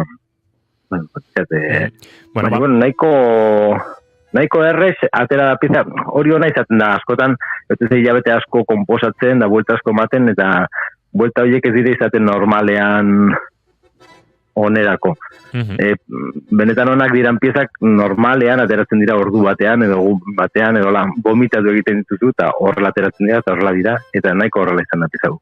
Melodia horiek guztiak entzungo ditugu behin grabatuta dagoela lan hori, ze datorren astean, maiatzaren 19 eta 20, Gorka Hermosak lan hau estrenatuko du Berliner Philharmoniker mitikoan, eta baita, esan da bezala, Brandenburgoko atearen aurrean. Ez dakit bitatik, zein izango den bereaziagoa, ze bata oso mitikoa da, baina besteak ere, duen simbolismoa eta indarra, eta edertasun arkitektonikoa, eta, osagai asko daude hor, Gorka, eta espero dugu biak ala biak gozatzea. Azken galdera badaukat, eta handik bueltan hartuko dugu beste tarte bat, duela gutxi egon nintzen, Chicagoko sinfonika ikusten, duela aste batzuk estatu batuetan egonda, hortxe kointzitu zigun perfecto, eta konturatu nintzen euren auditorian, euren egoitzan, dagoeneko mikrofonia guztia ja teiatutik edo sabaitik zintzilikatuta eta grabaziorako oso prest zegoela, ez dakit dagoeneko ohikoa izaten ari den munduko orkesta sinfonikoetan, alako lanen grabaziorako azpigitura bat prest egoten den, edo ez ote den ainoikoa?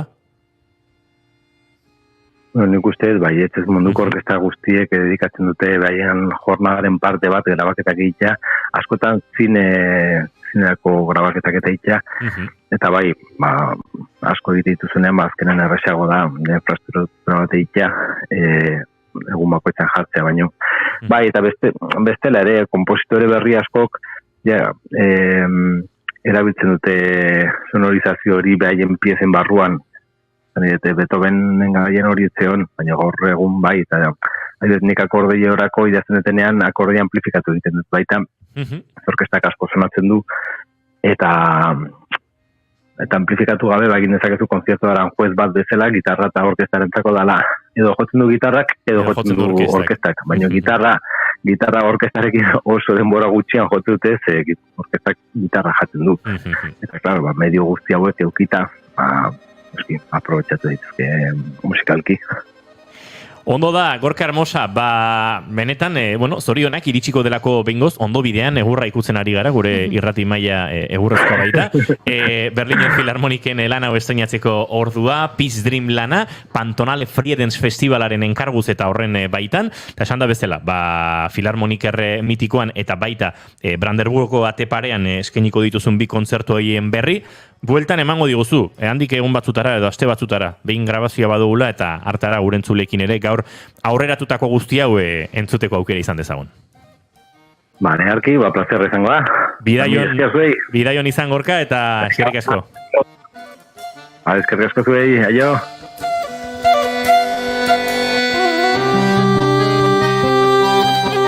Eta Gorka Hermosaren libertangoa, ez dago kasualitatez aukeratuta, ze gure urrengo gaian murgiltzeko bikain datorkigu bere tango doinua.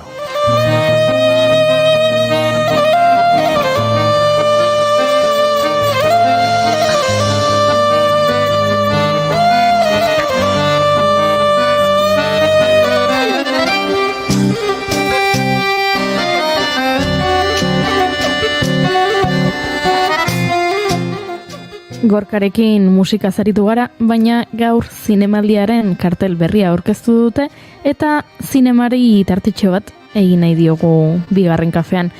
Zenbat jende uste duzu bataz beste aritzen dela pelikula batean lanean?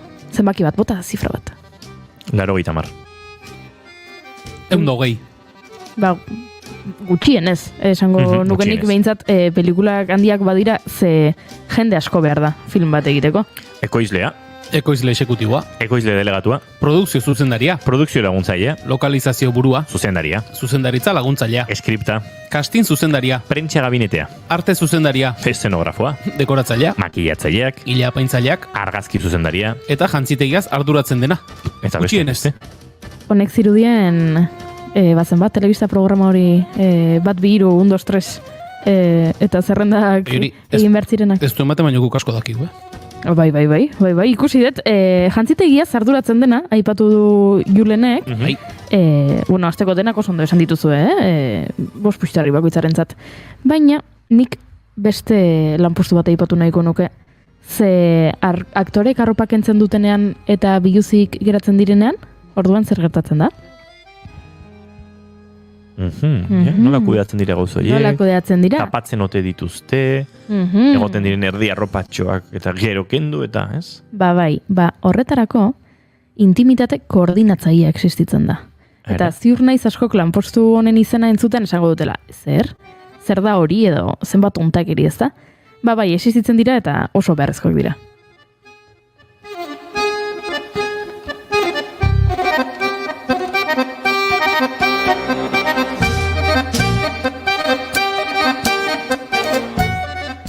Tango entzuten ari gara, 1972 urtean Bernardo Bertolucciek Last Tango in Paris pelikula zuzendu zuelako. Marlon Brando eta Maria Schneider protagonista dituen drama erotikoa. Zinemaren historiako film eztabaidagarrietako bat ikusi alduzu, Julen, Inigo? Bai, ez. Eta, zer iruditu? Gogorra, jakinik gainera gerora, pelikulan ikusten den egoera bat, eta hitz egiteko eta eztabaidarako asko eman duena, ez zela fikzioa izan. Hori da, entzulek ez badute ikusi edo ez baduzu historia ezagutzen, Julen entzat adibidez, kontatuko dugu, pelikulan Brandok, garai hartan 58 urte zituenak, gurina erabilizuela lubrikatzaile gisa bere kidea bortxatzeko. 19 urte besterik ez zituen Maria Schneider bortxatzeko. Humilatuta erreakzionatzea nahi nuen. Uste dut Marlon eta biok gorrotatu gintuela. Ez geniolako ezer esan. Horixe esan zuen Bertolucci zuzendariak urte batzuk geroago. Eszena filmatu aurreko goizean bururatu zitzaien ideia zinemagilari eta aktoreari, eta ez zioten Mariari plana aipatu. Elkarrizketa berean aipatu zuen errudun sentitzen bazen ere, ez zela damutzen. Eta pelikula hori, oraindik streaming plataformetan eta noizbehinka telebistan ikusi ahal izatea, nik ez dut sekula ulertuko.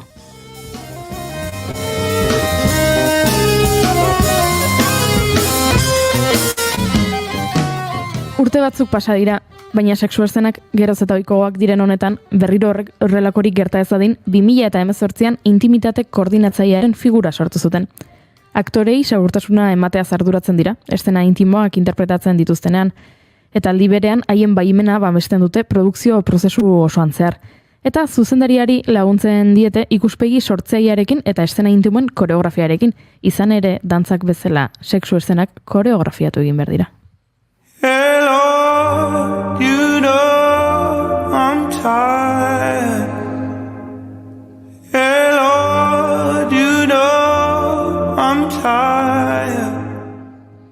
Esaten dute intimitate koordinatzailearen kontu hau HBO kateari otu zitzaiola, eta behin-behineko neurri hori ezarri zuela Emily Mead aktoreak eskatuta.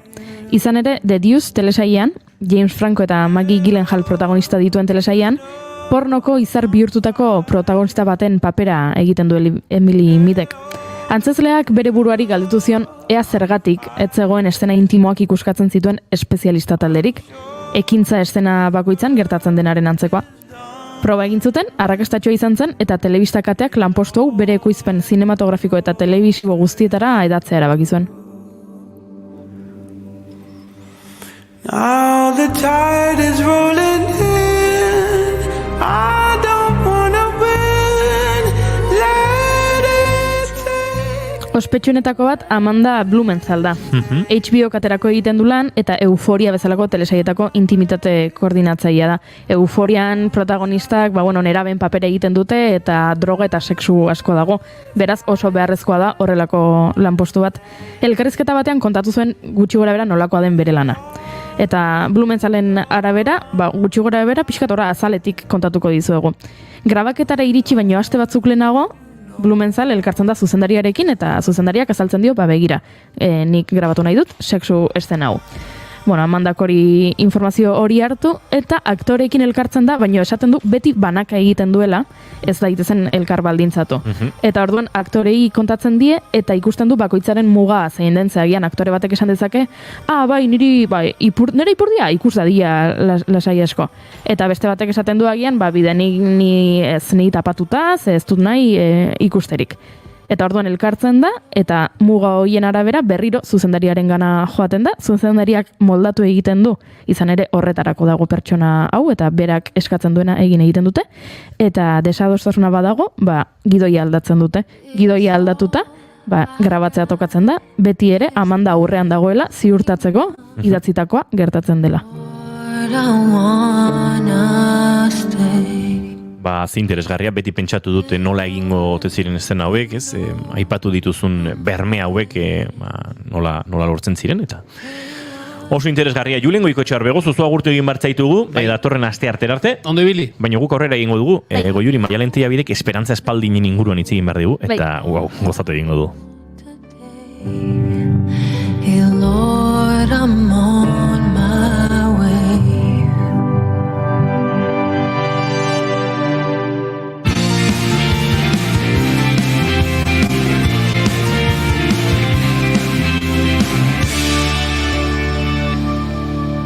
Bigarrenak ez direlako beti okerragoak, bigarren kafea.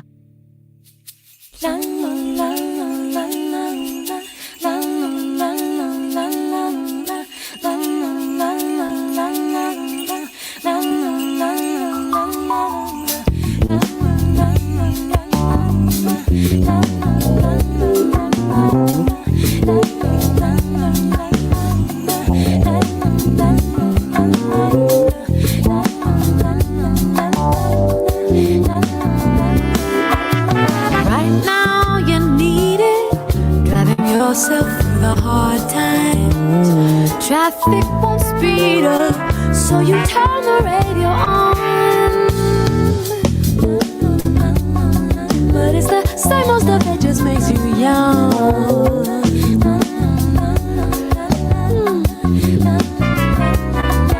Well, somehow he feels it, and the DJ at the station sends sweet salvation. Azkenekoz Maialenteia bide gurean izan zenean esan genizuen abiatu zuela oso modu zetatxuan gure asteburua, baina Esperantza Espaldinen gironekin ere sartu daiteke bat asteburuan, edo eta oporretan ere bai, Bueno, dute gabe. Bai. Oieri, oporrak arditzakeu? Bainik ez ezta. Kolektiboki? Kolektiboki. Orduan bai. Izan dut. Azte santua ontsa izan da. Ontxe! Zila pasadia ez dakitzen bat azte? Ia bete pasada. Bari. Edo gehiago ez dakitzen. Gehiago? Nahi oso luzein zeite. No, baina, ia bete txon, ia ustaian gaude. Bakizu, azte santutan implantia puskatuta ukinula. Ze implante? Maialen, hotz gabe zure bizitza da Nina Zelaiba bezala. Zuri jarri behar dizute, pianoa ospitalean. Pizza jaten izan zen, Pizza jaten? Bai, kiston bihotzeko mina mentziten. Hortzetako abitxa, baina batez ere bihotzetako bat, Egun hartan ez zitzaizun aztua faltzea, Izan zen, hemendik pasata gero. Ara? Gure errua izango da gainera? Ara? Bai, hemen egon nintzen, gurekin ez ara joaten pizza jatera? Ez bara betxian izan zen. Bai, hori, baina etxera jatu da kataprost, hortz gabe. En fin. Bueno, behatzan zauria, hortzik ez, zorabioak. Nik bai behar ditutela oporrak. Bai, izango nuken eska. Bai, edo bizitza berri bat, hola direktamentian. Berdet karkasa berri bat.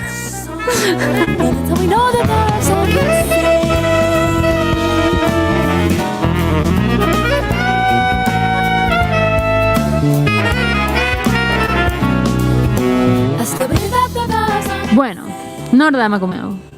Askotan hitz egin dugu, noizbait Esperantza Espaldinen inguna egin behar dugu saio bat, eta beti geratu da hor, ez dakit, jaipa oso ondo egin duzu. Hemen dago. Iritsi da Esperantza Espaldin.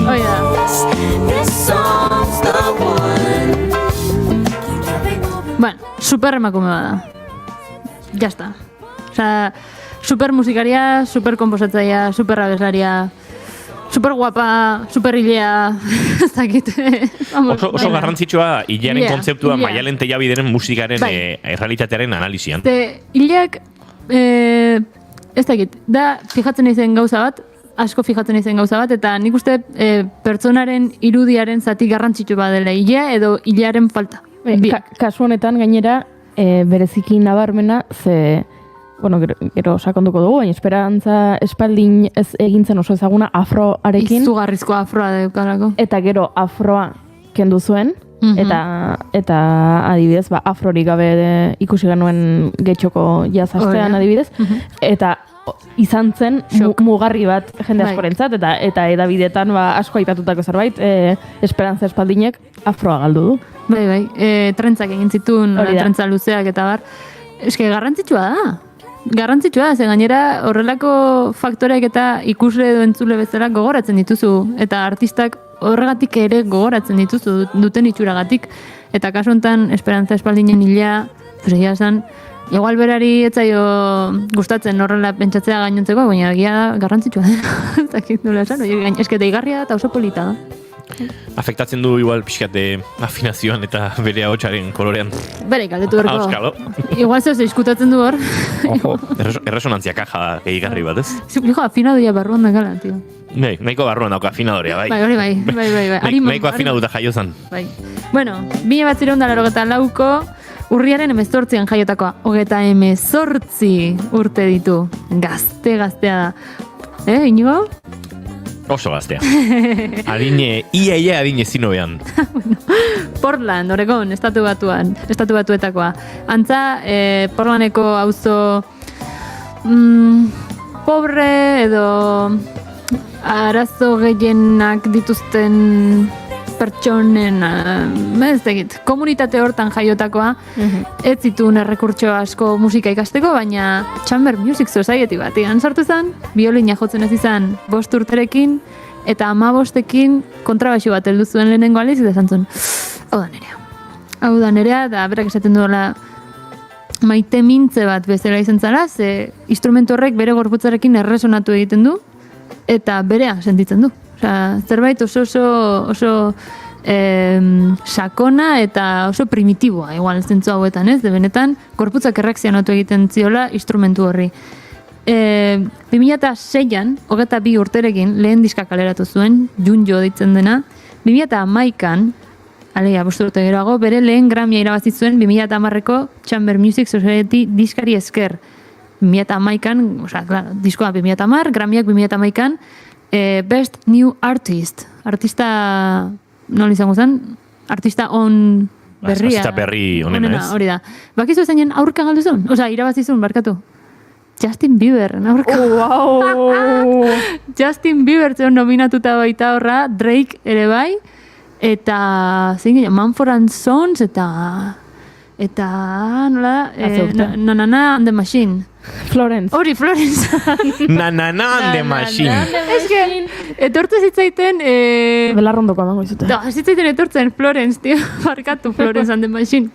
Ba, hoien aurka irabazi zuen, eta Justin Bieberren aurpegia ikustekoa zan. Ze bere aurpegia zen da, zin, ostia, tipa hau.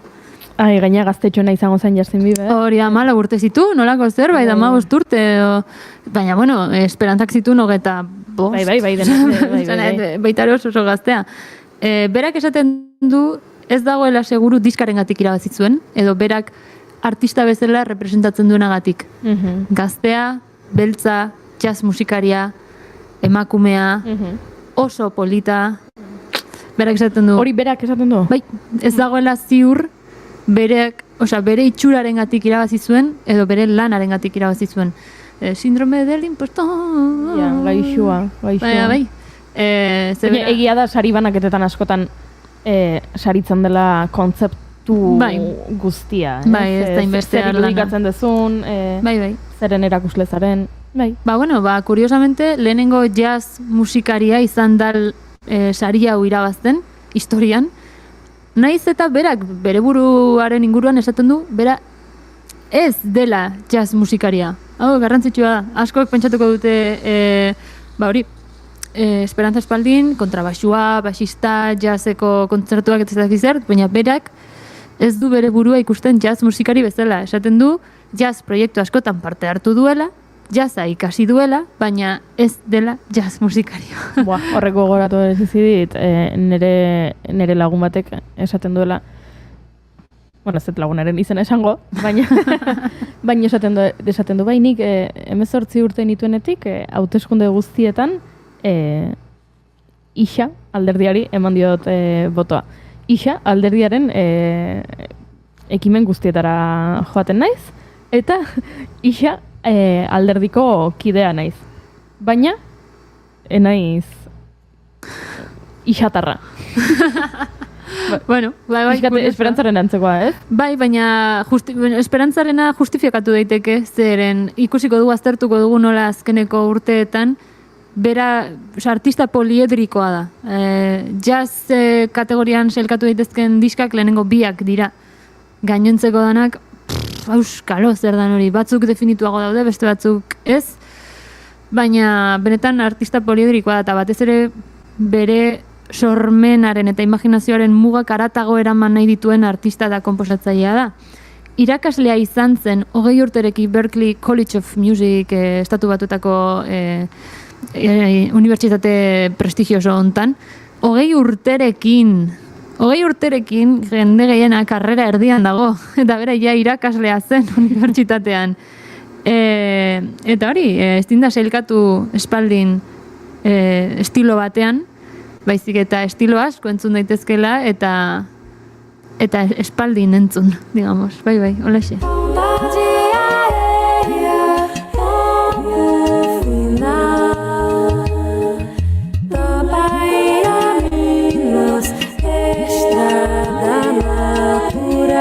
Que ligaba menos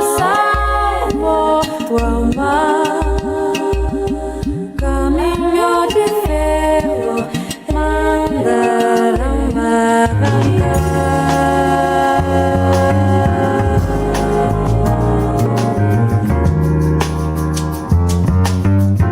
Esperanza espaldin gaztea ari gara entzuten orain. Bai, 2006-2008 urte bitarteko lehenengo etapatxo hau, 22 eta 24 urte zituela lehenengo bi diskak atera zituen, Junjo eta Esperanza, eta egia da, bi diska hauetan Brasileko musikaren influentzia pila bat entzun daitekela. Nik uste baitare dela ikasle izan berri, ez? Ikasle izateari utzi dio, eta momentu hortan entzuten ari den musika edo aztertzen ari den musika edo maitatzen duen musika kaleratzen duela. Besterik gabe, bere ikuspuntutik eta baxua jotzen eta abesten. Esango nuke bai baxu elektrikoarekin eta kontrabaxuarekin, biekin. Eta Junjo ja izan zen oso lehen diska ona, baina Esperanza hobeagoa da, eta nik gomendatzen dizuet Esperanza diskoa goitik behera entzutea, balada bat, ez detena jarri baina dago balada bat, oain ez naiz gogoratzen izenaz, baina neharriteko moukua, izugarri polita. Horrek justu da piano eta hotxa, besterik gabe duo bat. Abeskiti askotan portugesez, gazteleraz eta ingelesez abesten du, eta dauka abesti bat Esperanza diskoan Cuerpo y Alma, dela Body and Soul, jazzeko estandarretako izugarri famatua, eta gazteleraz abesten du, oso azento kuriosoa dauka, baina gogorarazten dit nola ingelesak ez diren askok ingelesez abesten duten, behaien azentu egin. Orduan, zeritik iten zaigu igual ainarraroa gaztelera edo euskera entzutea kanpotar azentu batekin. Baina polita da, oso polita da, izugarri ondo egiten du. Bueno, tana egiten du oso ondo, así que, sin más.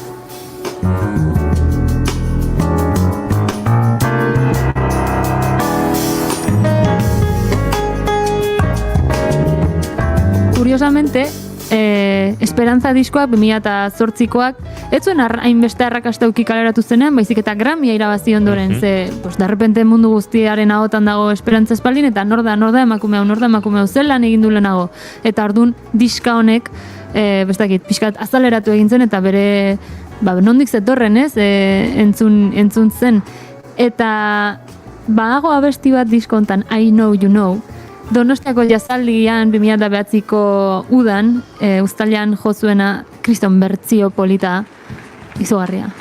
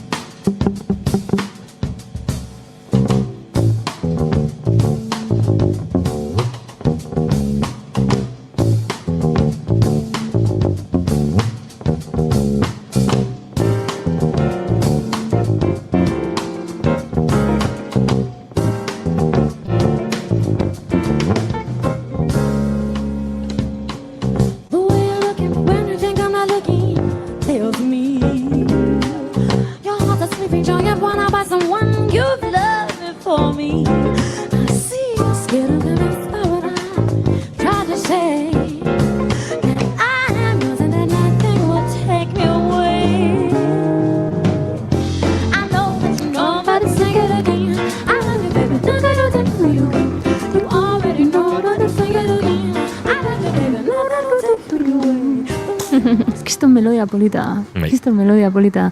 Bera hotxa oso arina, oso agudoa, oso bizkorra, baita, eta oso prezisua. Ez dakit fijatu zareten zelako ondo afinatzen duen emakume honek, oido absolutoa dauka noski, erritmo absolutoa dauka guztia, vamos, da izaki musikal bat, ez dakit nola esan. Bigarren fasean, esan dezakegu, dela Chamber Music Society eta Radio Music Society 2010-2012an kaleratutako diskoak, gaur egun entzuten den Esperantzaren hazi dela entzun daiteke. Mundu esperimentalago batean sartzen da, eta lehen Grammya honi eskerri irabazi zuen. Eta ganbera musika badakigu zer den? Hola, esango, Bai, baina ez da definitzen egia esan. Ganbera musika. Ganbera musika dia agrupazio klasiko txikiak, nun batez ere dauden haizeak eta sokak. Baina ez haize metalak, baizik eta egurrezko haizeak normalean. Askotan ganbera talde hauek piano batekin doaz. eta normalean izaten da haizezko kuartetoa eta pianoa, edo askot jota 8 pertsona. Hortik aurrera ja orkesta txiki badela esan daiteke.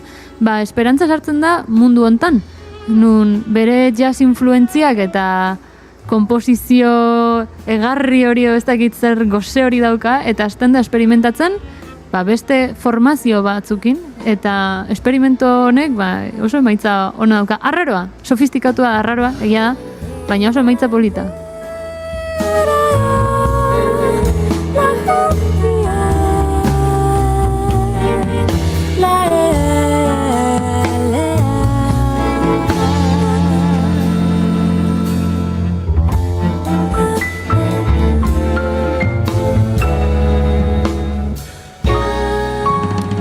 Chamber Music Societyak Estatu Batuetan hiri askotan daude, eta normalean dira komunitatea osatzen dituzten elkarteak, ez? Eta batez ere ume txikiek musikan murgiltzeko programak osatzen dituzte. Beraz, bertan hasi zen, 5 urterekin, eta ez dakit omenaldi moduko bada. Eta honen ondoren, Radio Music Society dator. Eta bertan irratiari egiten dio omenaldi txiki bat, hemen gaudela aprobetxatuz, eta daude, batzuk bertsioak direnak, beste batzuk konposizio originalak, eta aspaldian hit izan ziren abestioien edo hit iztakera duten abestioien ez dakit, kaleratzea eta arregloak eta ezagutzera ematea? Ezagutzera ematea hori guztia, eta batez ere beti ikuspuntu oso pertsonalakin, eta honen arira I Can't Help It dago dela Michael Jacksonen abestia, baina Stevie Wonderrek idatzitakoa eta orain Esperantza Espaldinek arreglatutakoa.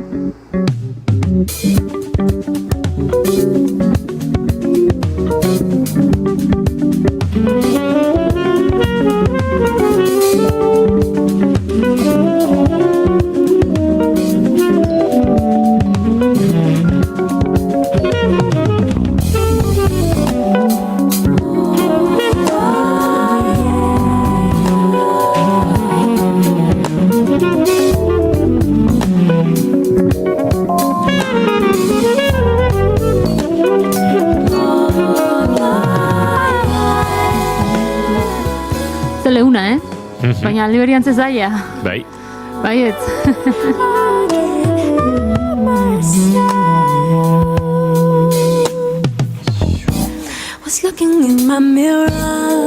Nik partitura jodet, eta denbora guztian daude semi-kortxeen antizipazioak. Osea, taka, denbora guztian. Ginean 5 pertsona, 5 semikortxea entzutezian. Oso zaila da. Redoble egiten zuteko. Más o menos. Oso zaila zen guztiak batera, joatea. Puls hori barneratzen. Baina entzunaz eta praktikatu azkenean, digamos, buruak sinkronizatu egiten direla, eta azkenean lortu genuen. Baina arregloa oso polita da, oso zaila, baina gero behin dominatzen dezunean oso gustagarria. Guztillo hartzen diozu eta behin da berriz jo nahi dezu, sartzen zara Esperantza Espaldinen grubean, eta esatzen du, ze divertigarria hemen olatu gainean, lasai noa, ez? Eta ez nahi zeroriko. Eta lortzen bali manaiz beste guztiak daude eta eramango naute. Baina, bai, oso abesti guaia.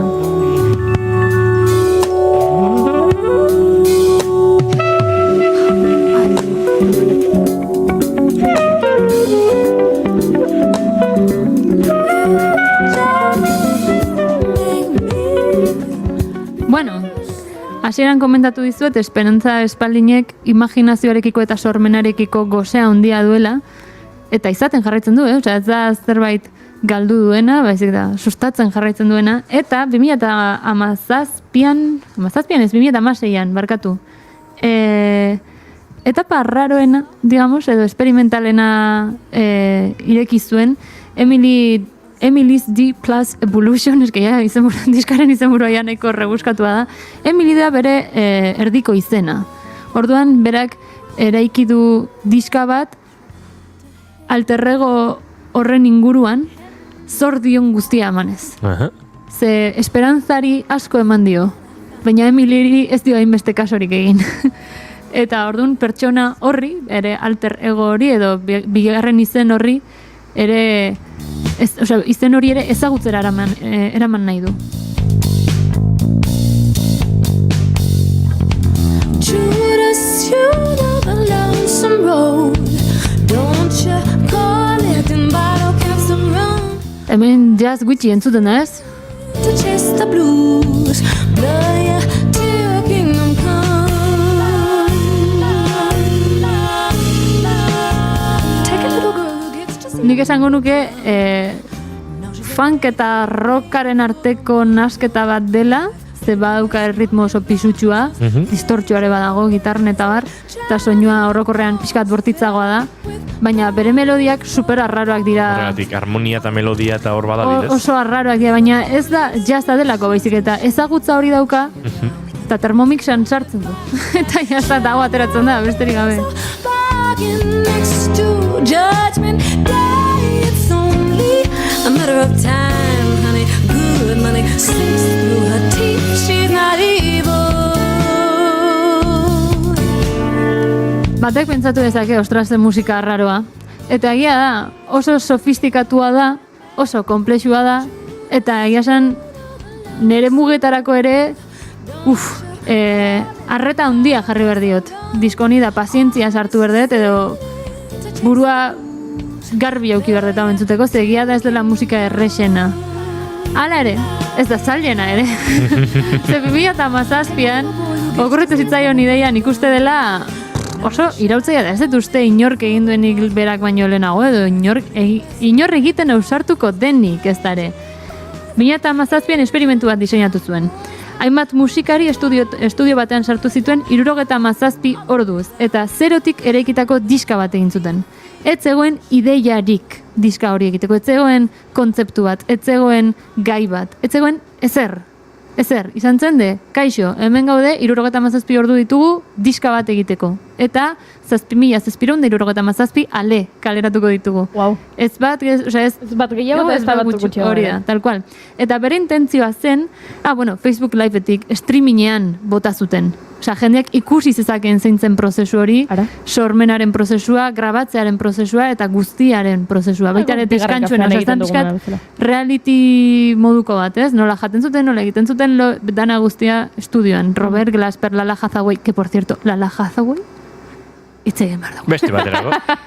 Ez dakizu eze, movida egiten dituen emakume horrek. Bueno, bere intentzioa estudiotan eskutuan jartzen dituzten artistek, estudiotan eskutuan jartzen dituzten geruza eta retokeak atzean uztea zen, eta hainbat musikarik denbora gutxirekin egin zezaketena aurkeztu. Zeberak esaten zuen hori, denboraren limitea jarriz, artistak ez dauka beste erremediorik aurrera egitea baino. Alegia, bizitzaren ispilu bat da. Bizitzan ez daukazu beste erremediorik aurrera egitea baino. Ez daukazu aukerarik ordenagailuan editatzeko ointxe ukidezun konbertsazioa, ez? Adibidez. Orduan, hori esperimentu bat egin nahi zuen eta exposure diskoa atera zen. All right, this is the last take. I hope it counts. How's this? That's cool. Cool. Okay, here we go.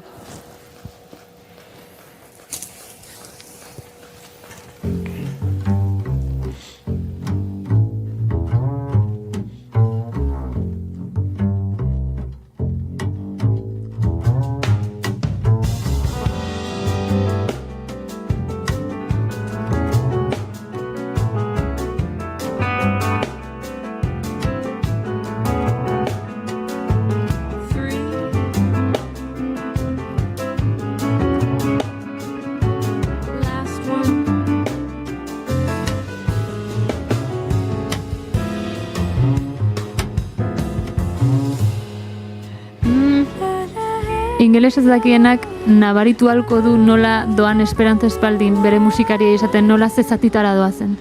Hey melody, this is the last one, ez dakiz zer da, abesten esaten du hori guztia. Eta jendeak hau zuzenean ikusi zuen nola egintzen, nola grabatzen zen. Eta ez dakit konturatuko zineten, baina zazpia oso zenbaki garrantzitsua zen, eta hau da, 7. jarri dudan abestia, pixkat, bere desirak errespetatuz.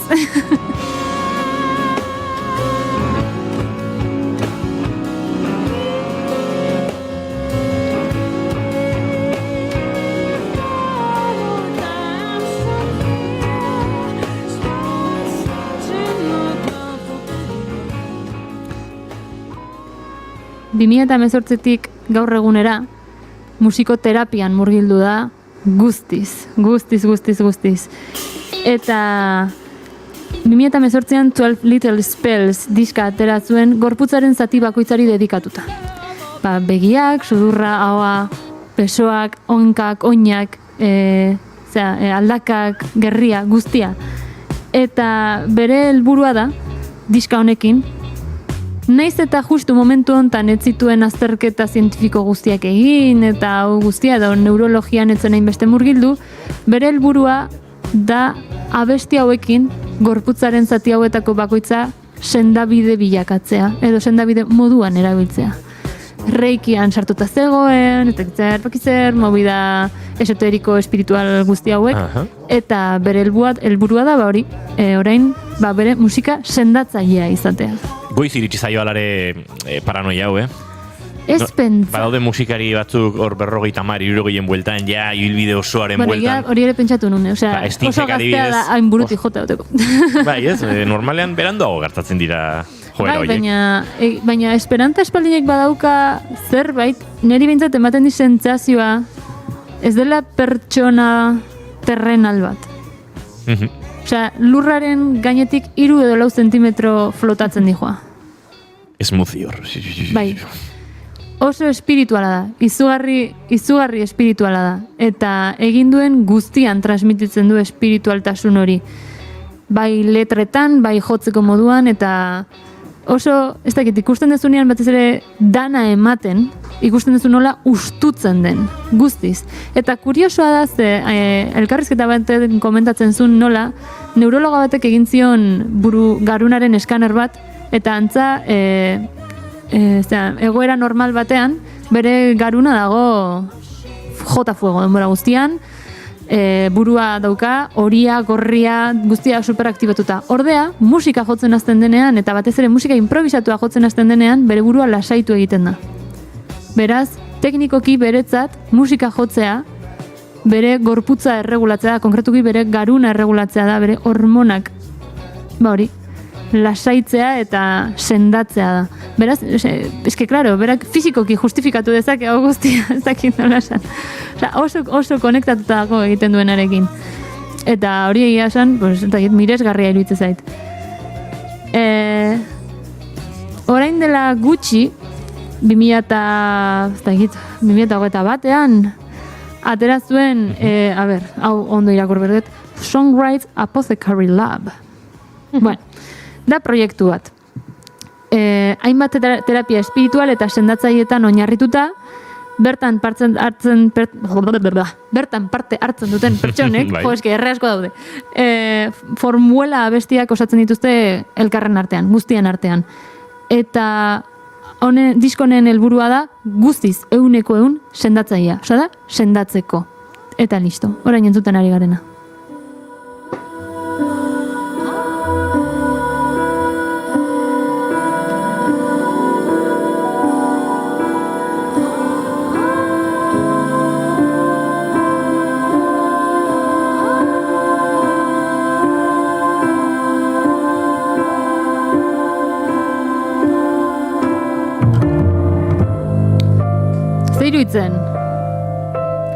Zeiruitzen terreno hau, desberdina, Bai, baina...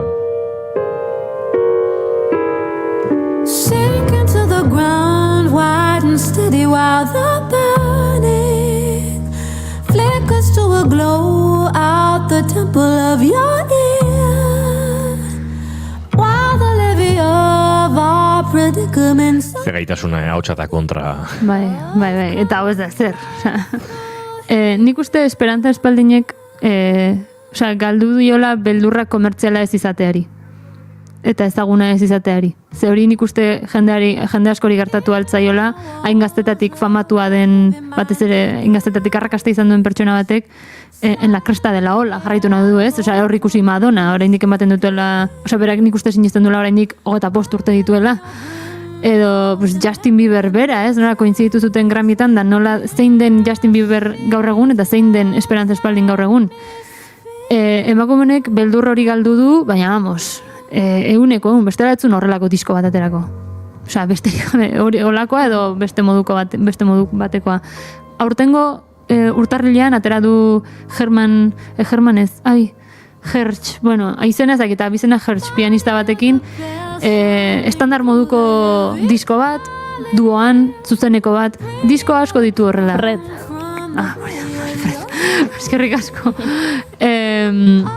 Disko asko ditu zuzenekoenak eta hori guztia, eta hor bai jazzistikoagoa ikusten duzu esperantza. Baina hori, berak esaten du hori dela, pues, zati txiki bat, baina bera, kompositore bezala, orain bertan eremu hontan dago. Eta ez dezagun ahaztu, 38 urte dituela, 4 Grammy irabazi ditu uste dut, honezkero. Bere sormena eta konexioa benetan niri harrigarriak iruditzen zaizkit. Ze mugitzen da terreno batzutan, ba hori, lurretik 4 zentimetrotara dijoa emakume hau. Eta agian etzen egiten, baina Barack Obamak begia jarrita zion neskatxa honi, presidentea izan zen momentutik, eta oso famatuak dira etxe zurian egin ditun aktuazioak eta horretik, ostirala agurtzeko eta batez ere asteburuari sarrera emateko, on the sunny side of the street, jarri nahi dizuet. Piskat baita ere beste humore batekin bukatu dezan. Ba, hementxe on the sunny side of the street. Zuzenekoa gainera. I used to walk in the shade with my blues on parade, but I'm not afraid it's over. Ez dakit emakume honek, Maialen etxera joan eta ikasteko gogoa pizten duen, edo eta instrumentuak Walapapen saldu eta... Keba, ez, aldrebes. Osa, berak gainera bilatzen du jendeak erreakzionatzea, así que bai. Beraz, asturon ikastera. Bai, I know you know, tururu, saiatu nintzen jotzen, ez diteten atera, baina ni saiatu nintzen. Bajoarekin ari zara? Bai, eski jazten da pianoa jo. Maialen teia bide pianista da, baina ez da guze pasatzen zaien bajoarekin, hor dabil mundu esoterikoan garabearen indarra izango da. On the sunny side of the street, I used to walk, I admit, in the shade, with my blues on parade. Ba, espero dugu zuek ere asteburuari bere alderik eguzkitsuena topatzea eta astelenean nahiko indarrakin bueltatzea gurekin bigarren kafea hartzeko. Zelabak eta bostean hementsi izango gara, bai ez Goiuri? Bai noski. Animo asteburuekin, Venga, jo. Ez, animo astelenekin. Nahiko adeu, Nahiko aldeu. Bai. Bueno, Maialen Tellabide, orain ikusiko dugu elkar, aste pare bat barru, denboraldi amaiera aurretik beste pare bat saio gurekin egokituko zaizkizuta. Ui, bale. Hor bota ditugu azken asteetan erreferentzia batzuk, ideia batzuk, ez dakite hortik edo nondik etorriko zaigun Tellabide, baina ziur musika onarekin agurtuko dugula ostirala. Hori beti. Eskerrik asko Maialen. Ez horrekin. Jo.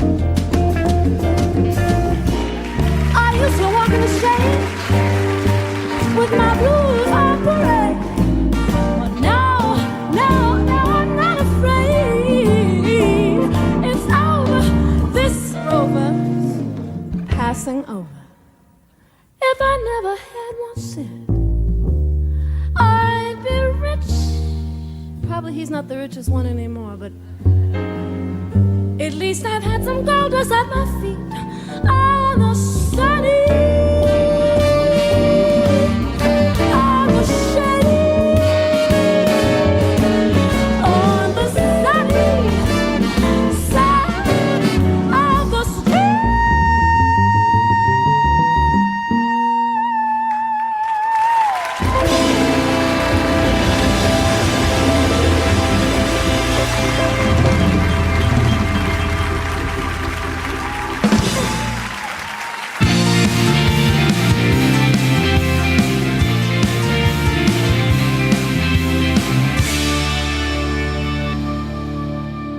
Keep calm and bigarren kafea.